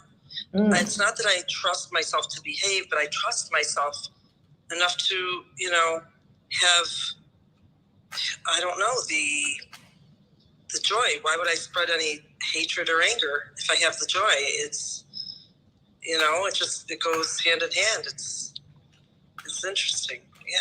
Yeah. It's ever evolving, and Sadhguru is amazing, because he brought his daughter up by not teaching her anything. And we all know through mythology and history they all say the same thing, you see. The children are here to teach us how we can be free, literally. I love this. I so love, I'm having so many synchronicities because when Andy was speaking earlier, I said to myself, you know what, Katina? You're a great person. And I was like, I trust myself to make right decisions. I trust myself that I'm going to do the best I can to make sure that I'm good. I mean, I was just having a conversation with myself, and I said, you know, I absolutely trust myself. Just like when we say the universe is working for my highest and greatest good at all times, Katina is working for my highest and greatest good at all times. I trust myself. So I'm just having all this love on me right now. I'm just loving on me in this moment. And I so appreciate all the shares. And we have Mama Rosa, who just came up on stage. Mama Rosa, you want to speak? It's so funny. The truth that's shown is light. I got put out of my house. My aunt, so I'm not down there. So I've been. Wait a minute. Say that again. What happened? She put me out. Okay. That has been did you do you after you did your forgiveness experience? Right. Wow. Yeah. Okay. We were wondering how that was going to be resolved, and it was resolved, huh? It was resolved. And so I have been loving on myself for the last couple of days. I've actually been physically ill last couple of days. Could not get up out of my bed. Ended up going to the dentist, getting 2 teeth pulled out. Physical pain was excruciating. But I'm better now. Okay. And what I realized is that I did all that I could. I gave my love unconditionally. She actually paid me for my time, which really upset my nerves. How dare you throw money on this and think it's going to be all right? But I remember when you said, if they offer it, take it. So I took it and I left. And in talking to her, she keeps asking, what happened? Why did you leave? And of course, I didn't bring it up to her because it was all about her daughter and me disrespecting her daughter by yelling at her daughter that I didn't want to hear any of the conversation from her. And I accept what she feels, but I'm not doing what she asked me to do. So I had to leave. And which is all right with me. But again, every time I talk to her, she asks me the same thing. When are you coming to see me? When are you coming out? When are you coming back? I'm not. Does she have memory and cognition of what occurred or not really? No, she doesn't know anything about what we call. And I don't know whether I should tell her. No, probably not. You know, maybe she's just blissful. Yeah. She's under the belief that my life with her, our life with her was heaven, and it wasn't. So she doesn't remember any of that. As far as she's concerned, she treated me like her daughter, which she did not. And so that's her realization that she has to realize, but I don't have to be the one who reminds her of her shortcomings. That's not my job. And so I just talk to her and say, you know, I love you. And as soon as I can get out there, I will. But I'm in no hurry. I'm good. Well, how are you feeling? How are you? It brings a tear to my eyes that she's not open to any of this. That they still are under the auspices that money makes everything work, which it doesn't. But that's their lesson, and they have to learn that. I don't really have to be a part of that. So I just throw love on it. Whenever it comes to my mind, I just say, I love you, I forgive me, and we go on. And that's it, that's all. One thing that I know for sure is that love corrects everything eventually. All things, yes. So I'm willing to wait. Yes, it does. I don't have to be in their space because I'm not that person. And I realized that that's why I ran in the beginning, because I realized that the way they live is not the way I'm supposed to live. So at 16, I left and learned whatever lessons that allow me to love them from a distance. That's it. That's all. Just throw love on it and, you know, be all right with that. Are you happy? So we still. Are you happy? That question I have not yet answered. Do I think that this is the best move for me? Yes, I do. And happiness will come eventually. I'm not sad, but I'm not ecstatically happy about the situation, because I know that in reality, I feel that they're killing her softly. So in a couple of more years, she'll be in full bloom of dementia, because they're giving her these pills that bring it out. So in a couple of years, she won't be able to communicate anyway, because that's the medicine that they're giving it, which was a problem with me. Them giving her that. They don't see it. So Well, you know, each soul chooses its own path, and she chose her path. Right. For whatever teaching it is, for wherever it's taking her, everyone is in this beautiful divine dance with the universe. Everyone. Even the ones that look like they're laying in the gutter drunk as a skunk. Everyone. Right? Everyone's God. Everyone's in their divine flow. Whatever it looks like, because sometimes I look at things, I'm like, that looks crazy as hell. I don't know what I'm looking at. That person could be getting their ascension in the gutter. Right. And I realize that. And that's why I can let go freely, you know, because this is her path, not mine. And if it's meant to be, it will come about again. And if not, I'm all right with that. Yeah. Life goes on. Yes, it does. Yeah. I did the best I could under the circumstances. You did. And you answered the call to love, Rosa. You answered the call to love. She called you and she said, "Where are you?"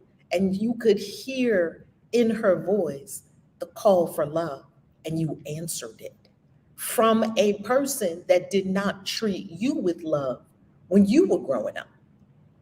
That's the ultimate answer, is that you answered it with love. So feel good and feel free and feel wonderful. And I am getting there, Val. I really am. I spent a week in my bed, basically, because I had to. I was in so much pain. Oh, God, Lord. Everybody that said a toothache knows exactly what I'm talking about. The kind of pain that brings tears to your eyes, even in your sleep. You'll be like, oh, my God, really, Lord? But it's all good. It's all good. And one thing about it, I am a thriver and a survivor. There's nothing that I do not want that does not come to me. And so I'm grateful that I realize this. And love heals all things. It eventually. Does. It does. Hey, Rose, can I ask you which tooth it was? There's a lot of connection, mind, body. And two teeth actually have a connection, of course, and I'm a dental hygienist as well. But I am also understand the mind-body connection, and for pain, how to that type of thing, and also emotional stuff. But I'm just wondering, do you know which tooth number it was? Did they say the number in front of you? You know what they did, and I don't remember. But can you describe where it is? Yeah, it's like the one of my molars, the top left. right side. And it's funny because the pain was on the right side, which is unusual for me. Usually when I have pain, it's always on the left. However, this one was different. And but I don't remember exactly. It's the molar on the top left, on the top right, and the back molar. Oh, you had three of them? Three of them? Two of them. Oh, two. The back one, both on the both same side. Yeah. Right side. Thank you, God, because that means that I could at least eat something. Mm-hmm. No, yeah, I was just, yeah, okay, see. Yeah, there's specific teeth that have different organ systems. They're actually connected to different organ systems. And different organ systems have different emotions that are plugging them up, so to speak, or possibly if, yeah, it kind of works that way. And then sometimes if one organ system, like I'm talking about energy system, I'm talking about meridians and yeah. So anyway, they're connected to different emotions. So I was just thinking about bringing up an emotion and seeing if you connected to that. But that's all right. It's you know, I just was curious. That's all. I'm always curious. You're curious. Why aren't you doing it? What's that? If somebody tells you, so the top left right tooth. Molar. Top left or right. Well, there's 3 molars and there's 2 premolars. There's a wisdom tooth. If you know it's not the wisdom tooth, then it's one of the molars, not the premolars. It breaks it. It comes down to 2 teeth, and then I could look at what the emotions are in both. Okay, but give me a few, and I'll even back channel you if you know, or yeah, I'll even back channel you if I don't come up with it before the end. Just because I think it'd be kind of interesting to explore. It would be interesting to explore because I am aware of the meridians and how each part of our body is connected. And I know, you know, ear, throat, all that kind of stuff actually does have an impact. But like I said, I normally don't have pain on the right side. That was the first interesting thing about it. Cool. And it's a lingering pain. So I know it hasn't healed completely because the pain is still lingering. You know, it's like quiet pain in the background. Yeah. But I'd be interested in seeing. So by all means, please back channel me. Let me know what. I will. Thank you so very much. I appreciate you. Here too. Ditto. But I am getting joy, Kaisi, in this whole experience, and I cannot even begin to think what her children think. Nor do I care, since they didn't reach out to me. That's an unsolved issue that will be unsolved. And I guess her ancestors or the children will have to deal with that whole experience that they are, how they are, and who they are, what they see as important. Well, it would seem that you knew you had a powerful assignment there with regard to love and forgiveness, and you were released from your assignment. Right. Rainbow? Yeah. Aye, Rosa, I bow to your authenticity. The work that I do, as mentioned earlier, I work in psychology. I support victims of serious trauma and pain relief, basically. And I understand through many experiences within me, pain is only in the brain, literally. Unless somebody runs up, whacks you over the back of the head with an iron bar, obviously. But what you're achieving is amazingly amazing. Just start feeling the love for yourself instead of everybody else. That's the way. But that's everything, basically. That's what we're here to do now that we're in the golden age. And the more you let go, the more you'll flow. And the more you flow, the more your soul will show you where you want to go, even before you know.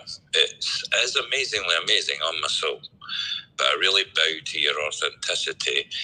But the love that you're offering to everybody is the love that you're not taking for yourself, you see. And when you do that, you're reconnecting yourself to the vine or the divine, basically, the cosmic tree. Keep going the way you're going, and you'll be amazed on my soul. Yes. And I am waiting for that miracle to show through. For real. But it's good to be back in my house. Around all my spiritual things. It's good to be home. It really is. Not to mention you'll be off to Africa sometime in the summer, huh? That's the plan. My daughter is not looking forward to that, but that's the plan. So we shall see how that works out. Well, when I moved to Bali, the first time when I first moved to Bali, back in 2015, and I was there for 33 days. I didn't know how long I was going to be there. I was like, I'm going to Bali, and I'm leaving. And I went to Bali. My kids weren't happy about it either. I knew that I would see them. I knew I would be back and forth. I knew all that. We're not leaving anyone.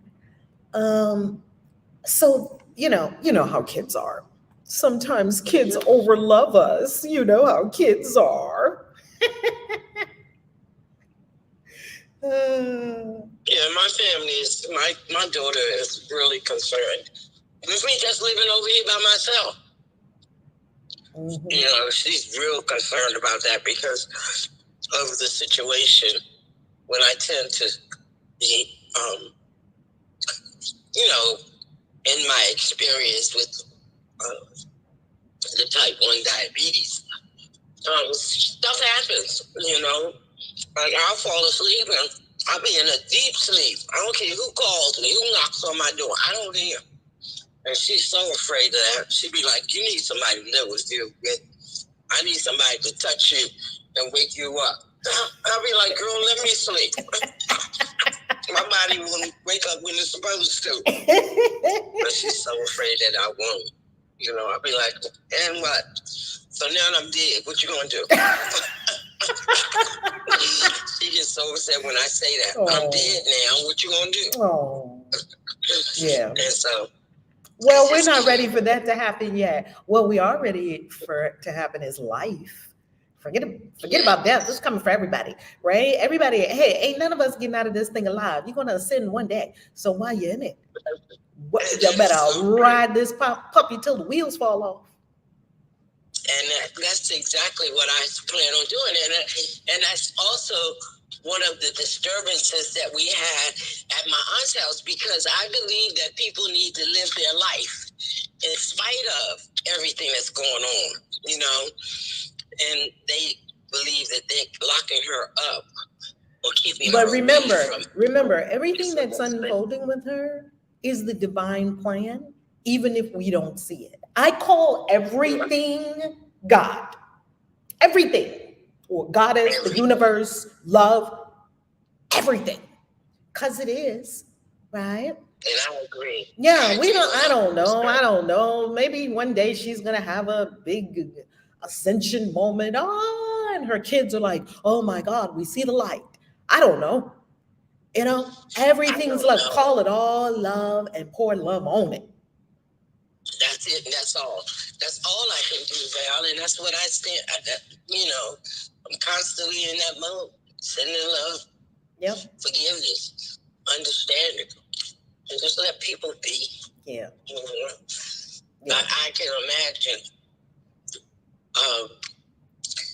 that her son who lives with her sees the value of me being there, because he's in the mode of being the only caregiver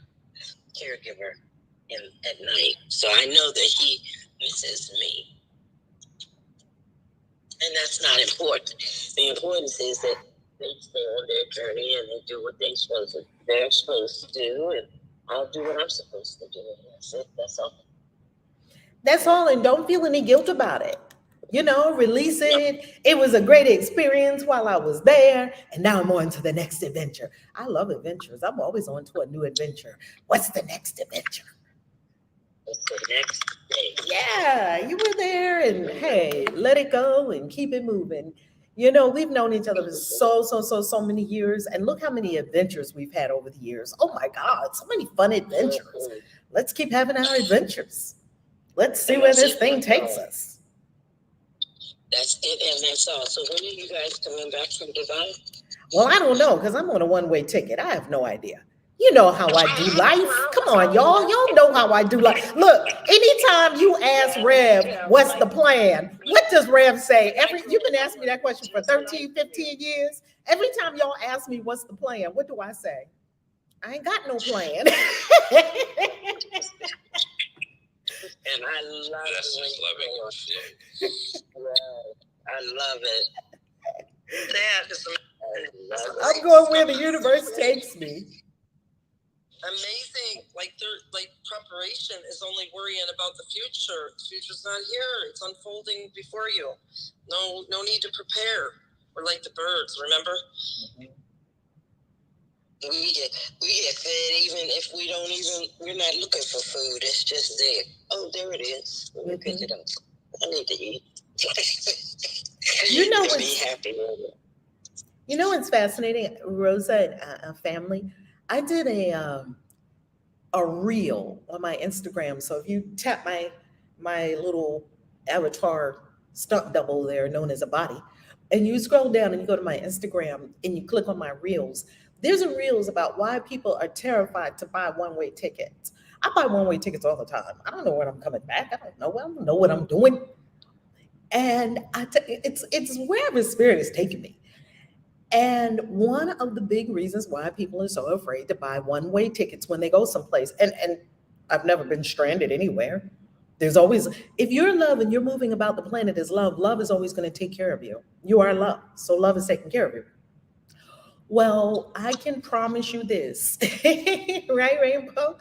In all the years I've been buying one-way tickets, I never got stranded.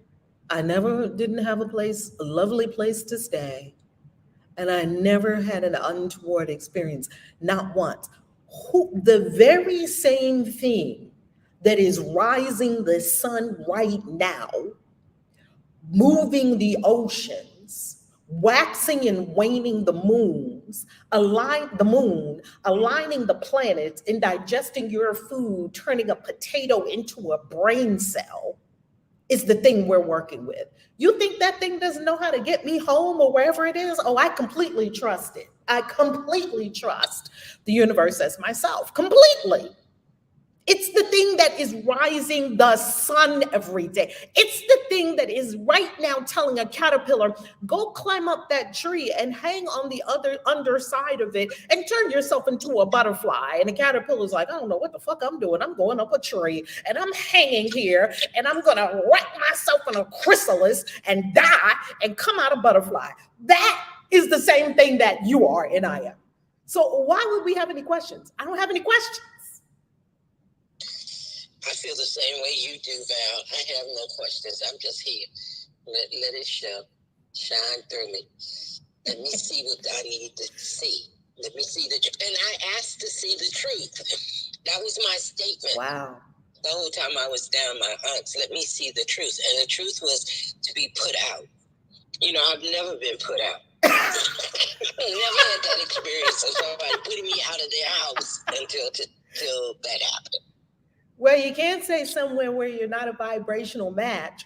And if you're bringing love and you're not a match vibrationally, energy matches energy. You can't stay somewhere where you're not a match. It's just not going to happen. It's not in the laws of this universe. So, okay, my time is done there. Let me move along. Now, who wants some love? I'll come to your house next. Who wants some love? Hey, that's the way my feeling is. You know, I'm there. That's it. That's all. And let the chips fall where they may. I'm good. I'm good. I am so good. It's just amazing how I feel. And I'm, like you said, are you happy? Yes, I am happy. Okay. I'm happy to be in my space. I'm happy to be able to look at this with love and be all right and not worry about a thing. That's it. That's all. Okay, well, Life is perhaps good and everything's well. everything's well. So now we can end our beautiful conversation on a high note because Rose is happy. You happy, I'm happy. Everybody's happy. That's all we need. That's all we need is to be happy. I got on my Donna Summer Love to Love You Baby hair today. Or maybe, I don't know. So if you look on the YouTube channel, you're going to see the Donna Summer, I love to love you, baby. Remember that? Or this might be my all the single ladies. This might be my Beyonce hair. I don't know which one. It's kind of between Beyonce and Donna Summer. I'm kind of doing a mashup. All right, Galactic Signature. We ready for the Galactic Signature? Yes, ma'am. Yes, ma'am. I really enjoyed our conversation today. This was an awesome lesson. All right. So today we're at Ken 236, Yellow Lunar Warrior. I polarize in order to question, stabilizing fearlessness. I seal the output of intelligence with the lunar tone of challenge. I am guided by the power of elegance. I polarize in order to question, stabilizing fearlessness. I seal the output of intelligence with the lunar tone of challenge. I am guided by the power of elegance. I polarize in order to question, stabilizing fearlessness. I seal the output of intelligence with the lunar tone of challenge. I am guided by the power of elegance. Ken 236, Yellow Lunar Warrior. Delicious. I think Rainbow created that. It's Yellow Lunar Warrior Day, and he's Rainbow Warrior. I think he did some magic in here today. Not I know. You're always doing magic everywhere you go. Oh, I rhymed. I think Rainbow is rubbing off on me. I just rhymed. What's happening? When I realized that the Galactic Signature was Yellow Lunar Warrior and Rainbow Warrior was already in the room, I was like, oh yeah, I see it. I see that synchronicity. Yes. I told you earlier, there's more than just yellow or blue inside you. There's a whole rainbow, for fuck's sake. There's an old rainbow, for fuck's sake. Come on, family, get in the rainbow. Remember we used to, what was that little cereal when we were little? Lucky Charms? Taste the Rainbow? Or was that Skittles? Which one was it? Somebody had a rainbow and they had it. I think they both had a rainbow. They both had rainbows. Taste the Rainbow with Skittles, I believe. Taste the Rainbow with Skittles and Lucky Charms. We used to love Lucky Charms, but only the little sugary ones. We just would pick the sugary ones and then throw all the rest of them out because they were just like the Lucky Charms. Oh, we loved it. It's magically delicious, right? Magically delicious. Yes. Oh my goodness. Everybody on stage. Rainbow, you got a closing word for us? And everything will happen as it's supposed to, obviously. Honestly, on my soul. Nothing's manifestation. You can't believe in manifestation and believe in fate. And thank goodness manifestation's just a thing of the cranium. Otherwise, we would literally be all over the bloody place. Ashe, Faye, Ashe, or as Queen Hadassah says, Reverend Dr. Denise Bacchus, also known as Queen Hadassah. She says, Ashe, motherfuckers, Ashe. Y'all have a beautiful day. Lots of love. Send some love to everybody. Love your family. God bless you. See you tomorrow. Peace.